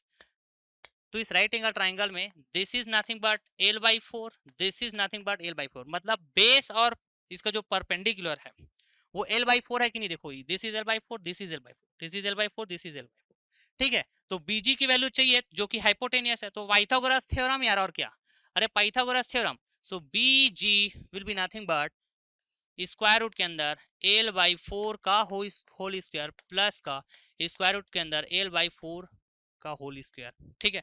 तो कुल मिला के आइए, this BG will be nothing but, ठीक, L स्क्वायर बाई 16 प्लस का L स्क्वायर बाई 16, ठीक बात, ओके। आगे चलिए फिर, और L स्क्वायर बाहर आ जाएगा, तो कुल मिला के ये हो गया 16, ओके सर, और L क्या हो जाएगा ये 2, ओके फाइन। फिर आगे इसको कंटिन्यू करता हूँ मैं, तो ये L स्क्वायर 1/8 और 8 का स्क्वायर रूट 2, अच्छा L का स्क्वायर रूट आप फाइंड आउट करेंगे तो 2 स्क्वायर रूट 2, तो कुल मिला के BG की जो वैल्यू होगी वो क्या होगी, L स्क्वायर, अच्छा L स्क्वायर एक सेकेंड ना, एक सेकेंड, ये एल स्क्वायर है ना, एल स्क्वायर, तो भाई ये स्क्वायर रूट के बाहर जाएगा तो एल हो जाएगा ना। जस्ट कैलकुलेशन थोड़ा सा मिस्टेक हो रहा था, कोई दिक्कत नहीं है, ये एल बस होगा ना यार, स्क्वायर रूट के बाहर यदि रखोगे आप, ठीक है, स्क्वायर रूट के बाहर रखोगे तो एल होगा ना यार, एल स्क्वायर क्या बन जाएगा, कंप्लीट एल बन जाएगा, इधर भी कंप्लीट एल। अब देखिए, तो 2 8 16 कैंसिल हुआ, तो कुल मिला के ये एल बाई 2 स्क्वायर रूट 2 हुआ, ठीक, एल बाई 2 स्क्वायर रूट 2 हुआ, ठीक है, ओके। अब देखिए ऑप्शन में अपन चलते हैं यहाँ पे, तो कोई भी ऑप्शन मैच नहीं कर रहा है, तो थोड़ा सा अपने को ना ऑप्शन में यहाँ पे खेलना पड़ेगा। कैसे खेलना पड़ेगा, ठीक, क्या मैं यहाँ पे स्क्वायर रूट 2 और square root 2 multiply and divide कर सकता हूँ क्या, सेम चीज का, ठीक है, मल्टीप्लाई एंड डिवाइड कर सकता हूँ, यस, दोनों कैंसिल हो जाएगा, तो बिल्कुल कर सकता हूँ। तो आइए फिर कुल मिला के क्या हो जाएगा, एल डिवाइडेड बाई, मतलब क्या बोलेंगे इसमें अपन, एल डिवाइडेड बाई, ये कंप्लीट 2 हो जाएगा, तो 2 दूनी 4, और इधर क्या है स्क्वायर रूट 2, आगे answer L by 4 divided by, अच्छा L by 4 into square root 2, ये option D will be correct. हाँ, option D will be correct, answer हो जाएगा option D will be correct, ठीक। तो जितने बच्चों को आंसर आया होगा बिल्कुल आप कमेंट बॉक्स में कमेंट करके बताइएगा। बहुत प्यारा प्यारा क्वेश्चन आए हुए हैं आपके यूपीपीएससी एग्जाम में, ठीक है। तो चलिए फिर अगला क्वेश्चन देखते हैं। ओके, चलिए फिर नेक्स्ट क्वेश्चन सॉल्व करते हैं। बहुत ही प्यारा सा क्वेश्चन, क्वेश्चन नंबर 47, ठीक है। 2 blocks of masses m and m, ठीक है, मतलब यहाँ पे 2 ब्लॉक्स है डियर, जैसे आप देख सकते हैं इस फिगर में, ठीक। एक तो ये बड़ा वाला ब्लॉक है, एक छोटा वाला ब्लॉक है। बड़े वाले ब्लॉक का जो मास है वो कैपिटल एम है, और छोटे वाले जो ब्लॉक है उसका मास जो है स्मॉल एम है, ठीक है। और ये दोनों आपस में कैसे कांटेक्ट में है, are in contact with each other as shown in the figure, ठीक, यस। हॉरिजॉन्टल सरफेस, ये जो हॉरिजॉन्टल सरफेस है, ठीक, इज फ्रिक्शनलेस, ये कैसा है, फ्रिक्शनलेस है, किसी भी तरह का फ्रिक्शन की बात नहीं होगी यहाँ पे, ऐसा क्वेश्चन में बोला गया। When a force F is applied to the heavier block, मतलब बड़ी वाली ब्लॉक पे, ठीक है, ये है बड़ी वाली ब्लॉक, इसमें एक हॉरिजॉन्टल फोर्स अप्लाई करके रखा गया है। देखो यहाँ पे एक एरो दिया है, यही है तो है अपना हॉरिजॉन्टल फोर्स F, ठीक है। When a force F, that is horizontal force actually, is applied to the heavier block towards right, देखो right की तरफ है ना, okay. The force between the two blocks will be, ठीक है, तो जब भी है ना, जैसे आप देखोगे एक बॉडी दूसरे बॉडी के साथ कांटेक्ट में है जब भी, ठीक, तो वहां पे कांटेक्ट फोर्स बात होती है, जिसको हम नॉर्मल फोर्स भी बोलते हैं। क्या बोलते हैं जी, नॉर्मल फोर्स, ठीक। तो उसी नॉर्मल फोर्स को फाइंड आउट करने की बात हो रही है यहाँ पे, ठीक है। तो देखिए वो नॉर्मल फोर्स कैसे दिखेगा, जब इन दोनों ब्लॉक्स को सेपरेट करेंगे आप, ठीक है, जब इन दोनों ब्लॉक्स को आप सेपरेट करेंगे तो, ठीक। तो एफबीडी बनाना पड़ेगा। तो पहली बात तो इस क्वेश्चंस को आपको कैसे अप्रोच करना चाहिए, ठीक है, काफी प्यारा सा क्वेश्चन है ये। तो चलिए अपन अप्रोच करते हैं। तो यहाँ पे कैसे अप्रोच करूंगा, ध्यान से बच्चे, ठीक है। ये डायनेमिक का क्वेश्चन है, ये डायनेमिक का क्वेश्चन है, और डायनेमिक बोलने से क्या, जो गिवन बॉडी है वो किस में होने वाले हैं, या फिर गिवन सिस्टम ऑफ बॉडी वो किस में होने वाला है, मोशन में होने वाला है, मोशन में होने वाला है, ठीक है। Okay sir, fine. नाउ तो भाई ये मोशन में किस सरफेस के रॉन्ग होगा, जिस सरफेस में रखा होगा, हॉरिजॉन्टल सरफेस में रखा गया है ना, देखो हॉरिजॉन्टल सरफेस, तो हॉरिजॉन्टल सरफेस में ही मोशन होगा ना। तो मोशन का डायरेक्शन लेफ्टवर्ड लें कि राइटवर्ड लें, ठीक है। तो यदि क्वेश्चन में मेंशन नहीं है तो भाई हम क्या करेंगे ना, फोर्स जो अप्लाई हुआ है ना, उसी के डायरेक्शन में अज्यूम कर लेते हैं मोशन को, ठीक। तो ये इस डायरेक्शन में मोशन हो रहा है, इस डायरेक्शन में क्या हो रहा है, मोशन हो रहा है। और मोशन हो रहा है मतलब है ना, इसकी वेलोसिटी होगी, है ना, डिस्प्लेस हो, अच्छा ये डिस्प्लेस होगा, एक्सीलरेशन होगा। तो मैं बोल रहा हूँ कि ना ये दोनों ब्लॉक जो आपस में कैसे कांटेक्ट में है, ये कैसा है कांटेक्ट में, तो मैं इन दोनों ब्लॉक्स का ना एक सिस्टम कंसीडर कर लेता हूँ, इन दोनों ब्लॉक्स का एक सिस्टम कंसीडर कर लेता हूँ। देखो अप्रोच को समझना ध्यान से, इन दोनों ब्लॉक्स का एक सिस्टम कंसीडर कर लेता हूँ। सर सिस्टम मतलब ये एक ही ब्लॉक जैसा कंसीडर कर लेता हूं, मतलब इस सिस्टम का टोटल मास यदि आपको पूछे तो क्या बोलेंगे आप, कैपिटल एम प्लस का स्मॉल एम, इस तरह से, ठीक है। इसको मैं एक सिस्टम कंसीडर कर लेता हूं, कर लिया। This is my first step to solve the problem, ठीक है, फर्स्ट स्टेप। तो देखिए, तो ये सिस्टम का यदि मैं मोशन बात कर रहा हूं, ठीक है, तो यदि मैं एक्सीलरेशन बोलूंगा तो इस सिस्टम का एक्सीलरेशन बोलूंगा तो एक्सीलरेशन मोशन के डायरेक्शन में है, ऐसा मैं जस्ट बोल रहा हूं, ठीक है। ओके, तो ये होता है आपके पास एक्स डायरेक्शन और ये होता है आपके पास वाई डायरेक्शन, नहीं, okay sir, X direction and Y direction, ये ठीक। तो आइए, जस्ट मैं क्या बात करूंगा, Newton second law of motion जानते हैं ना, net force in X direction equals to, ठीक है, mass of the system and acceleration in that direction, जिस डायरेक्शन में आप फोर्स बात कर रहे हैं उस डायरेक्शन में एक्सीलरेशन, नहीं, तो यहाँ पे एक्सीलरेशन इन एक्स डायरेक्शन यदि मैं बात करूं तो वो क्या है बच्चे, वो ए है, देख सकते हैं जिस तरह मैं यहाँ पे बात किया हूँ। ओके फाइन, तो Newton second law of motion के अकॉर्डिंग ये इक्वेशन होता है। तो यहाँ पे algebraic sum of forces in X direction बता रहा है ये समेशन एफ एक्स, ठीक है। तो एक्सेलरेशन के डायरेक्शन में ध्यान से सुनना, फोर्सेस का सम हम कैसे करते हैं, एक्सेलरेशन के डायरेक्शन में या फिर मोशन के डायरेक्शन में जो फोर्स होगा उसको मैं पॉजिटिव बात करूंगा, अदरवाइज अपोजिट डायरेक्शन है तो नेगेटिव बात करूंगा, दैट्स इट, ठीक है। तो यहाँ पे तो भाई इस सिस्टम में फोर्स लग रहा है वो क्या है, सिर्फ एफ, और वो भी मोशन के डायरेक्शन में, तो इसको मैं प्लस एफ बात करूंगा, इसको मैं बात करूंगा plus F, as simple as. Then mass, mass क्या हो जाएगा बताओ, यदि मैं मास की बात करूंगा तो मास मतलब इस सिस्टम का मास, ठीक है। तो अभी थोड़ी देर पहले बताया था मैं, कैपिटल एम प्लस का स्मॉल एम, ओके, और एक्सीलरेशन तो ए है, एक्सीलरेशन तो ए है, तो कुल मिला के F equals to capital M plus का स्मॉल एम, और ये हो गया एक्सीलरेशन। सपोज करता हूं this is nothing but the equation number 1, this is nothing but the equation number 1, ये ठीक।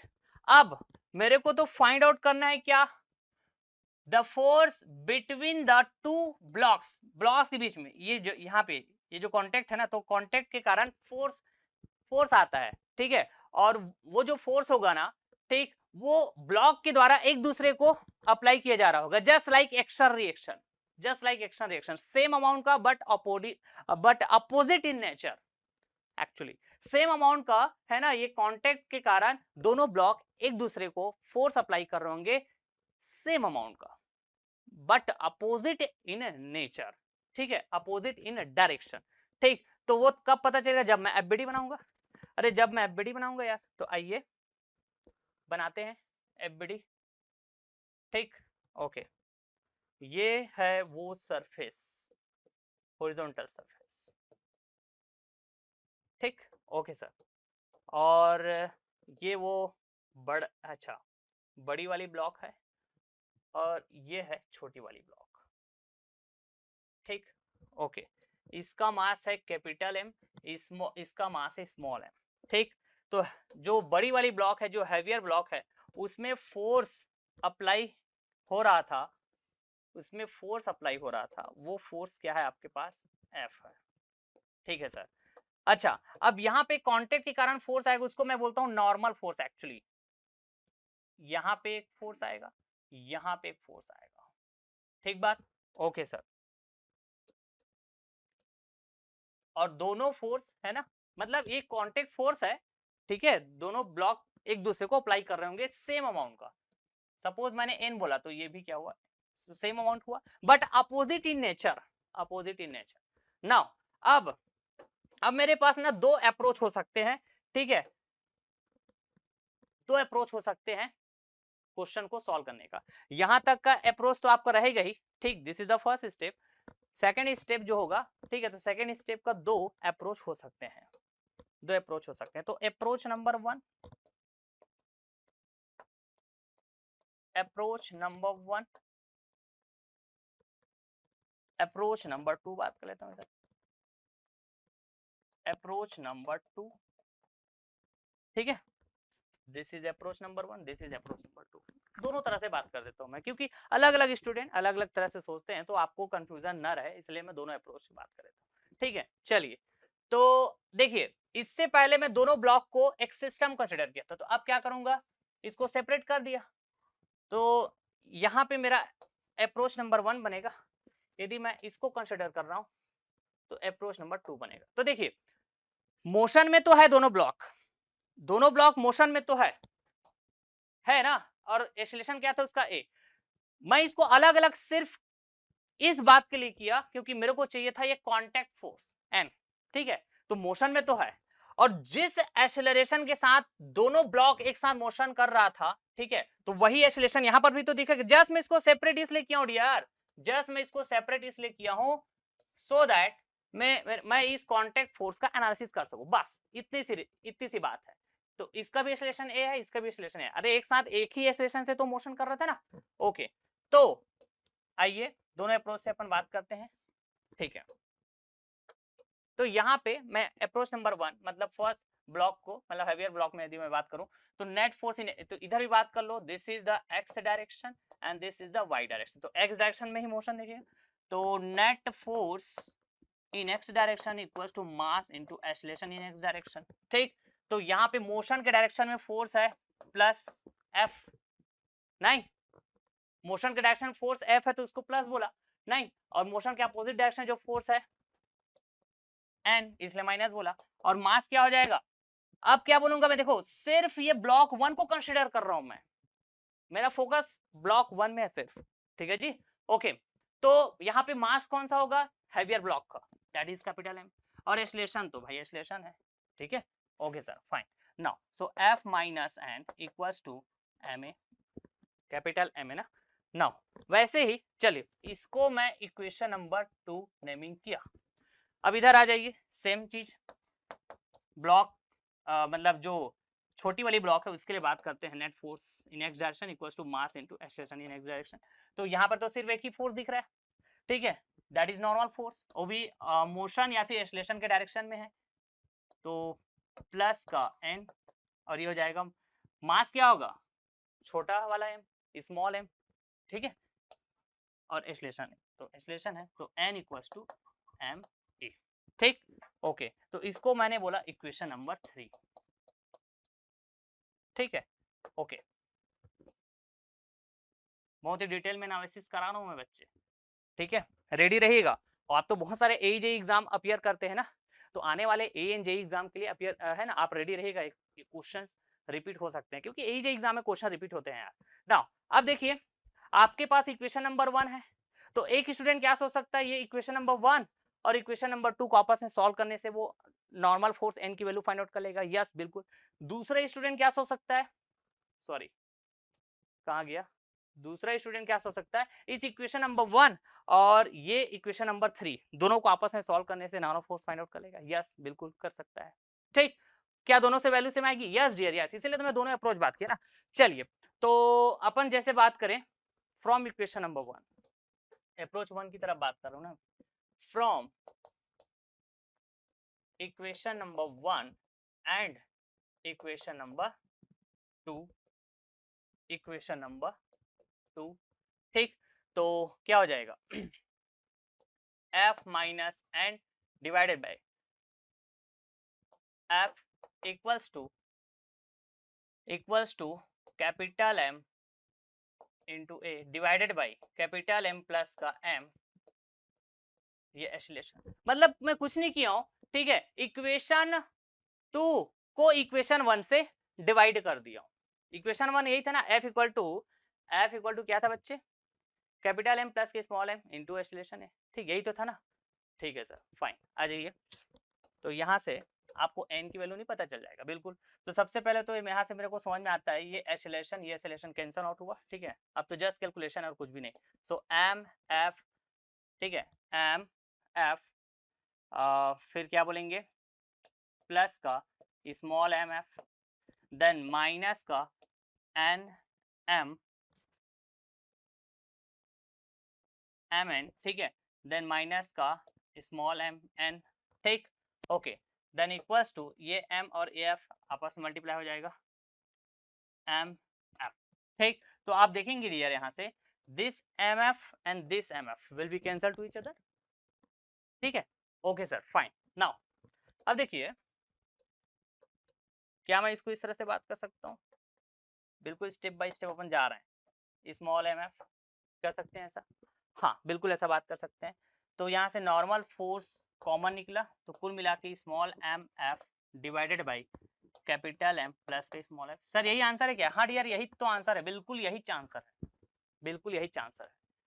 तो ये तो अप्रोच नंबर 1 हुआ। अप्रोच नंबर 2 से भी देख लेते हैं। तो यहाँ पे हम क्या बात करेंगे? From equation 1 and equation 3, 1 and equation 3, from equation 1 and equation 3।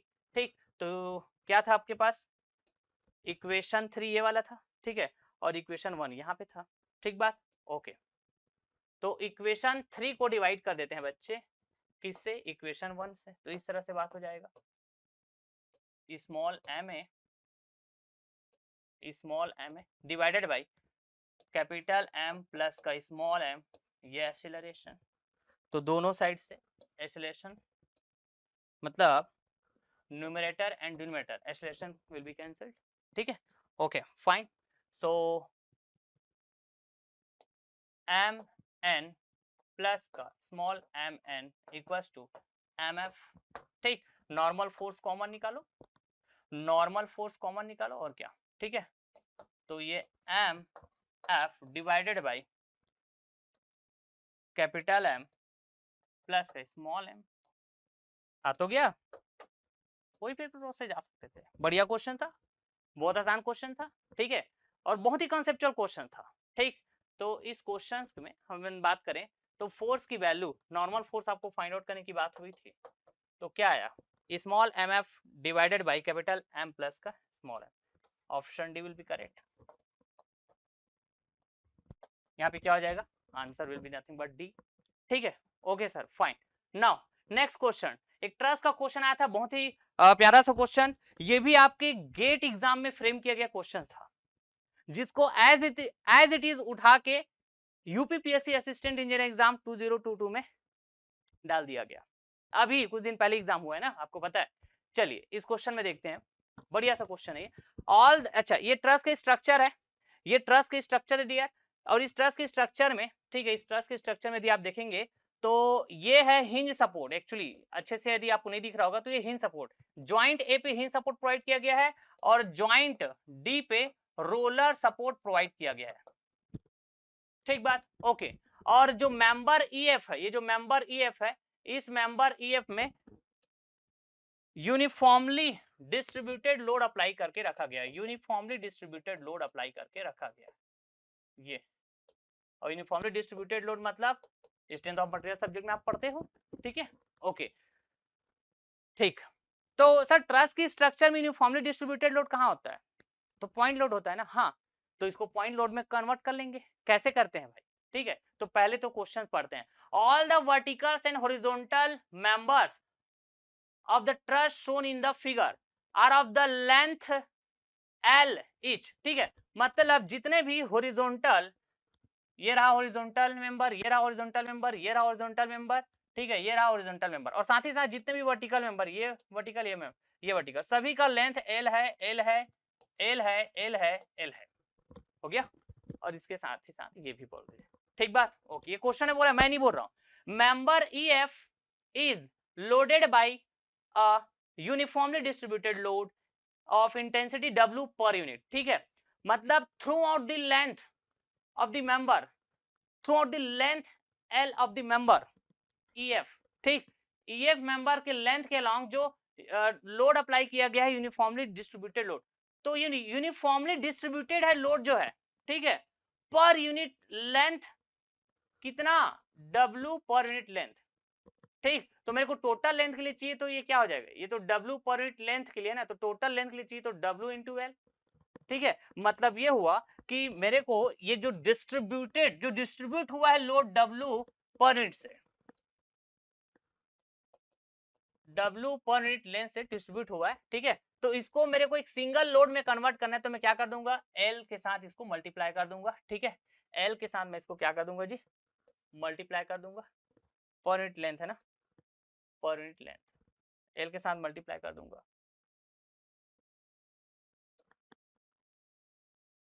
W per unit length, ये है आपके पास यूनिफॉर्मली डिस्ट्रीब्यूटेड लोड का एक्चुअली इंटेंसिटी बोलते हैं इसको। ठीक है, तो इसको L के साथ मल्टीप्लाई करोगे तो एक सिंगल लोड में कन्वर्ट हो जाएगा। एक सिंगल लोड में कन्वर्ट हो जाएगा बच्चे। और सिंगल लोड में कहाँ पे आएगा, ये जस्ट मिडिल पे आएगा। कहाँ पे आएगा, मिडिल पे, and that will be nothing but W into L.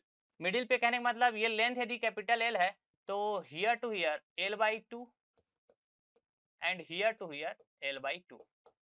ठीक, अच्छा अब आगे बढ़ते हैं, क्वेश्चन और क्या बोल रहा है।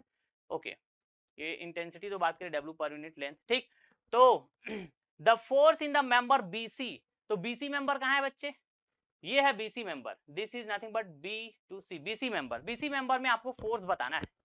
ठीक, तो चलिए अब यहाँ पे जब फोर्स बताना है BC मेंबर में, नहीं तो ऑप्शन आप देखोगे तो आपको वैल्यू वाइज भी बात करना है और नेचर वाइज भी बात करना है। ठीक है, ओके, तो सबसे पहले हम लोग FBD ड्रॉ करते हैं। सबसे पहले हम लोग FBD ड्रॉ करते हैं। तो यहाँ हिंज सपोर्ट था तो दो रिएक्शन आएगा बच्चे, RAX बोलेंगे इसको, इसको RAY बोलेंगे, RAY बोलेंगे। ठीक है जी, ओके फाइन। और यहाँ पे रोलर सपोर्ट था तो एक रिएक्शन आएगा, that is RDY। Okay sir, यहाँ पे यूनिफॉर्मली डिस्ट्रीब्यूटेड लोड था तो इसको सिंगल लोड में मैंने कन्वर्ट कर दिया तो that is nothing but WL। ठीक, और जितने भी हॉरिजॉन्टल एंड वर्टिकल जो मेंबर है, हॉरिजॉन्टल मेंबर ये है तो इसका लेंथ है L, इसका भी लेंथ है L, इसका भी लेंथ है L, इसका भी लेंथ है L। ठीक है, ओके, और वर्टिकल मेंबर का भी लेंथ है L, इसका भी लेंथ है। ठीक है, क्वेश्चन ने बोला हुआ था ना, तो यूनिफॉर्मली डिस्ट्रीब्यूटेड लोड था यहाँ पे EF मेंबर में, तो इसको मैं सिंगल लोड में कन्वर्ट कर दिया। तो ये भाई ये क्या है, टोटल लेंथ के मिड में ऐड करता है, मतलब this is the L/2, this is the L/2 and this is the L/2, यह 2 है इस तरह से। Is that clear, is that clear बच्चे, ये लो मच बेटर। क्या हो गया, इसको सिस्टम हैंग हो गया यार, कोई बात नहीं, मैं फिर से एक बार रिप्रेजेंट कर देता हूँ इसको, मैं फिर से एक बार इसको रिप्रेजेंट कर देता हूँ, सिस्टम हैंग हो गया। चलो, ये WL था जो मिड में ऐड कर रहा था, ये RX, ये RAY और ये RDY। ठीक है, तो मैंने क्या किया, एक्चुअली ट्रस बॉडी का FBD बनाया। जो ट्रस है उसको यदि मैं एक बॉडी कंसिडर किया तो इस ट्रस बॉडी का मैंने क्या बना दिया, FBD बना दिया बच्चे। ठीक है, इस तरह से ना। तो सबसे पहले मैं क्या करता हूँ ना, मैं रिएक्शंस को फाइंड आउट कर लेता हूँ, मैं रिएक्शंस को फाइंड आउट कर लेता हूँ। तो चलिए, जैसे मैंने बोला समेशन fx इक्वल्स टू 0। ठीक है, तो समेशन fx इक्वल्स टू 0, तो x डायरेक्शन में। ठीक है, जैसे कि मैं बोलता हूँ यहाँ पे ये x एक्सिस है और ये है y एक्सिस, ये प्लेन ट्रस है ना, हम लोग बाय डिफॉल्ट प्लेन ट्रस का एनालिसिस करते हैं, तो दो एक्सिस दिख रहा है, तो x एक्सिस के अलॉन्ग जो भी फोर्सेस होंगे उसका अलजेब्रिक सम करके 0, तो एक ही फोर्स तो दिख रहा है, दैट इज RAX, इस ट्रस स्ट्रक्चर। इसकी वैल्यू पता चल गई, इसकी वैल्यू पता चल गई बच्चे, 0। ठीक, नाउ समेशन fy की बात कर लेते हैं, इक्वल टू 0। तो y डायरेक्शन में जो भी फोर्सेस है, तो y डायरेक्शन में क्या क्या फोर्सेस है बच्चे, एक तो RAY है, RDY, ठीक, जो कि पॉजिटिव y डायरेक्शन में, एक तो WL है जो निगेटिव y डायरेक्शन में। तो कुल मिला के पॉजिटिव y डायरेक्शन में जो फोर्स होगा है ना, उसको एक साइड कर दूंगा और नेगेटिव y डायरेक्शन फोर्स है एक साइड। ठीक है, मतलब RAY और ये RDY equals to W into L। ठीक, तो यहाँ से तो कुछ फायदा हुआ नहीं, मतलब इस इक्वेशन से क्या मैं कोई अननोन फाइंड आउट कर पाए, जैसे यहाँ पे RX फाइंड आउट कर पाए तो इधर कुछ फाइंड आउट कर पाए नहीं। तो इसको क्या करता हूँ ना, मैं इक्वेशन नंबर 1 नेमिंग कर देता हूँ, this is nothing but the what, equation number 1, equation number 1 ना। तो और भी तो इक्वेशन होता है हमारे पास, मूवमेंट इक्विलिब्रियम इक्वेशन, तो कोई भी पॉइंट के अबाउट मूवमेंट इक्विलिब्रियम इक्वेशन आप बात कर लो, तो अबाउट पॉइंट ए बात कर लेता हूँ मैं। ठीक है, तो आइए ए पॉइंट का मूवमेंट बात करूंगा तो कौन कौन से फोर्सेस का मूवमेंट होगा, RDY और WL। तो RDY counter clockwise movement produce कर रहा है, तो इसको मैं बात कर लेता हूँ पॉजिटिव, इनटू लेंथ क्या हो जाएगा L 3 times of L। Okay fine, okay sir. Now ये क्लॉकवाइज प्रोड्यूस करेगा तो माइनस का W into L into perpendicular distance क्या हो जाएगा, A से परपेंडिकुलर डिस्टेंस WL का, तो ये L/2 और ये L, तो कुल मिला के 3L/2 नहीं इक्वल्स टू 0, इक्वल्स टू 0। तो आपको समझ में आता होगा कि यहाँ पे जो आर डी वाई की जो वैल्यू है वो कितना आएगी, देखो 3l से 3l कैंसिल हो जाएगा तो WL/2 आएगा, WL/2 आएगा आर डी वाई की वैल्यू। ठीक है, और इसी आर डी वाई की वैल्यू को इक्वेशन नंबर 1 में पुट करेंगे। ठीक है, from equation number 1, from equation number 1, ठीक है, ये आर डी वाई की वैल्यू इसको इधर पुट करोगे तो क्या आएगा, again R A Y WL/2, नहीं ओके। देखो मैं आपको एक्सप्लेन कर रहा हूं तो टाइम लग रहा है, आपका यदि प्रैक्टिस गजब करा होगा तो बहुत इजीली सॉल्व कर सकते थे, बहुत इजीली सॉल्व कर सकते थे। और मैं लाइव क्लास के दौरान, है ना, लाइव वेब पे जो मैं क्लास लिया हुआ था इंजीनियरिंग मैकेनिक्स सब्जेक्ट का, यूपीपीएससी असिस्टेंट इंजीनियर एग्जाम का जो बैच चल रहा था उसमें, ठीक है, गजब का प्रैक्टिस कराया था, बहुत सारे क्वेश्चन प्रैक्टिस कराया था। ठीक है, तो आपको पता होगा, आपको बिल्कुल आइडिया होगा इस बारे में। ठीक है, ओके, तो मैंने रिएक्शंस पूरा फाइंड आउट कर लिया, मैंने रिएक्शंस पूरा फाइंड आउट कर लिया ना। अब कहाँ पे चलते हैं सर, अपने को तो बीसी मेंबर में फोर्स चाहिए ना, तो सबसे पहले ना ज्वाइंट ए में जाता हूं मैं, सबसे पहले मैं ना ज्वाइंट ए में जाता हूं। आइए, तो ज्वाइंट ए में जाऊंगा तो यहाँ पे ये वाला फोर्स 0 हो गया। ठीक है, आर ए वाई बस दिख रहा है अपने को। ठीक, और इसमें दो मतलब ज्वाइंट मेथड में अप्लाई करने जा रहा हूँ, तो ज्वाइंट ए में जो मेंबर फोर्स दिखेगा वो ए एफ मेंबर में और ए बी मेंबर में दिखेगा। ठीक है, अच्छा, तो लेकिन इससे पहले यहाँ क्या मैं यहाँ का एंगल बात कर सकता हूँ क्या, देखो यहाँ के एंगल बात कर सकता हूँ क्या, हाँ बिल्कुल बात कर सकते हैं सर। ये राइट एंगल ट्राइंगल होगा कि नहीं बताओ, ये राइट एंगल ट्राइंगल होगा ना, ए एफ बी होगा राइट एंगल ट्राइंगल। और इसमें देखो दो साइड यहाँ पे इक्वल है, कौन सा, ये परपेंडिकुलर है आपस में, दोनों साइड जो है एल एल इक्वल है ना, तो ऐसा यदि है, ठीक है, तो टेन थीटा यदि आप बात करोगे तो L/L, नहीं मतलब थीटा की जो वैल्यू है वो कितना हो जाएगा, 45 डिग्री हो जाएगा कि नहीं, बिल्कुल हो जाएगा सर। तो आइए, applying joint method and considering joint A first, मैं ज्वाइंट ए को सेलेक्ट किया, तो ज्वाइंट ए को सेलेक्ट करोगे, ठीक है, तो कुछ इस तरह से दिखेगा, ये कुछ इस तरह से दिखेगा, इसमें क्या क्या फोर्स लग रहा है, ये रहा ज्वाइंट ए। ठीक है, तो ये एफ ए बी हुआ, और इधर क्या हो जाएगा बच्चे, एफ ए बी के बाद इधर क्या हो जाएगा, F A F, F A F. ठीक, और इधर आर ए वाई था, तो आर ए वाई की वैल्यू क्या है, WL/2। ठीक है, यहाँ पे 45 डिग्री। ठीक, ओके, तो देखिए two equations two unknown, two equations available होते हैं ना एवरी ज्वाइंट्स पे, तो आप क्या बोलते हैं भैया, summation F X equal to 0, तो एक्स डायरेक्शन और ये वाई डायरेक्शन।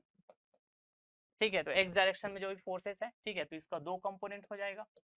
ठीक, तो प्लस का एफ ए बी प्लस का एफ ए एफ, नहीं, और ये कौन सा cos 45 degree cos component equals to 0। Okay, तो वैसे ही अब summation F Y equals to 0 बात कर लेते हैं, एफ वाई इक्वल्स टू 0।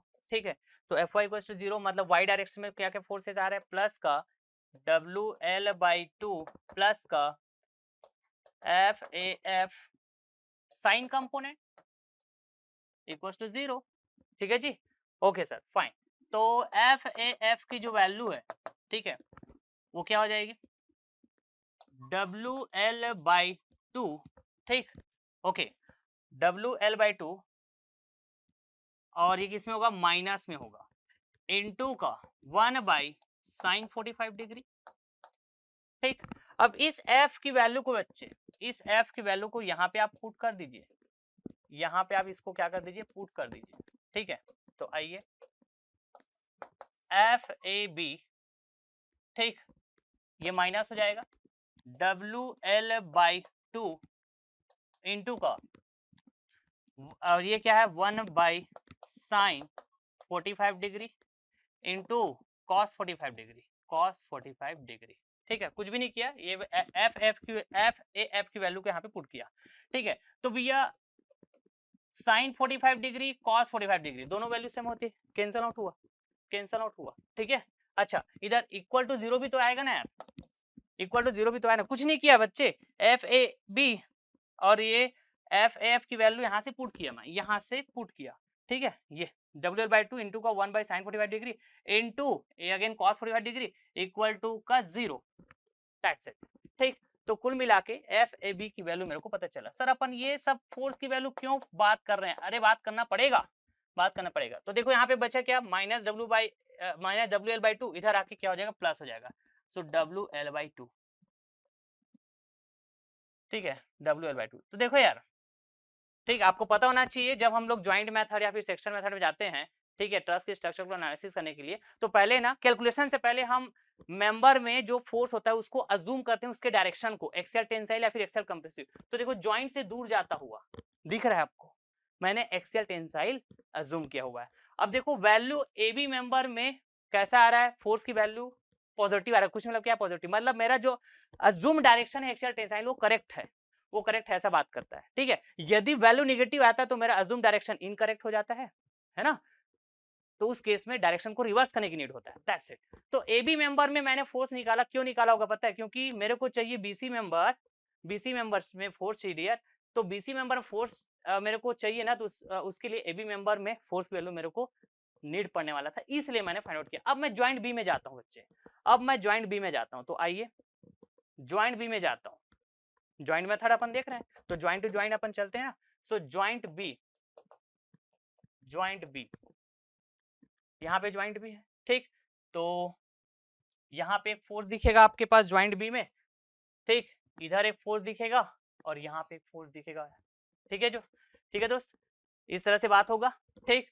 तो ज्वाइंट बी में यदि हम बात करें, ज्वाइंट बी में यदि हम बात करें बच्चे, ठीक है, तो क्या क्या फोर्स आएंगे, F B C, F B C, ठीक है, आप ट्रस के स्ट्रक्चर को देख सकते हैं, और इधर एफ ए बी, और इधर क्या आएंगे, एफ बी एफ, ठीक। तो यहाँ भी इस ज्वाइंट बी में दो इक्वेशन अवेलेबल होंगे, ठीक, summation F X equal to zero, summation F Y equal to zero, ठीक। So summation F X equal to zero में, ठीक है, मेरे को ये वाली इक्वेशन बात करने से काम चल जाएगा, वाई डायरेक्शन में जाने की जरूरत नहीं। चलो वाई डायरेक्शन बात करो तो एक ही फोर्स दिख रहा है, तो बी एफ मेंबर में फोर्स पूछा जा सकता था, तो क्या आएगा बताओ, यहाँ पे जीरो आ जाएगा।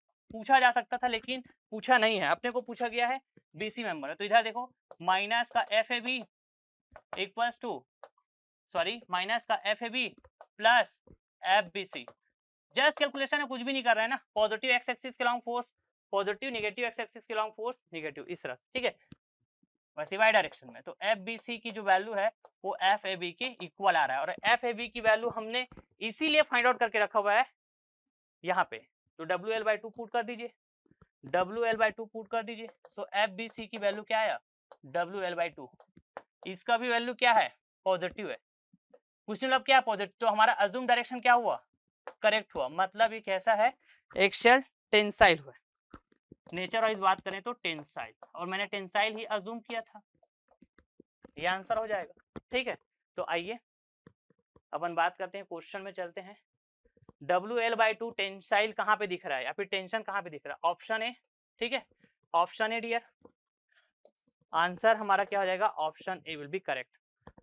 तो है ना, ये क्वेश्चन थोड़ा सा लेंदी था, ठीक, मैं समझा रहा हूँ, एक्सप्लेन कर रहा हूँ तो टाइम लगा, ठीक है। तो मैं वीडियो रिकॉर्ड किया हूँ, ठीक है, तो इसमें जितने भी बच्चे, ठीक, इस वीडियो को देखेंगे, वॉच करेंगे, ठीक, जो एक्चुअल एग्जाम में अपियर हुए थे यूपीपीएससी एग्जाम में, तो उनका क्या आंसर आ रहा है ना, किन लोगों का आंसर मैच कर रहा है मेरे आंसर से, वो बिल्कुल आप कमेंट करके बताइएगा, ठीक है, इससे आप क्या मिस्टेक किए हैं, है ना, इस बात का एनालिसिस आप कर पाएंगे, ठीक। तो इस तरह से अराउंड 12 to 14 क्वेश्चन आए थे डियर इंजीनियरिंग मैकेनिक्स सब्जेक्ट से, ठीक। तो चलिए फिर, है ना, और भी आपसे बात करते रहेंगे, मिलते रहेंगे, ठीक है। Till then thank you so much, take care, bye bye dear.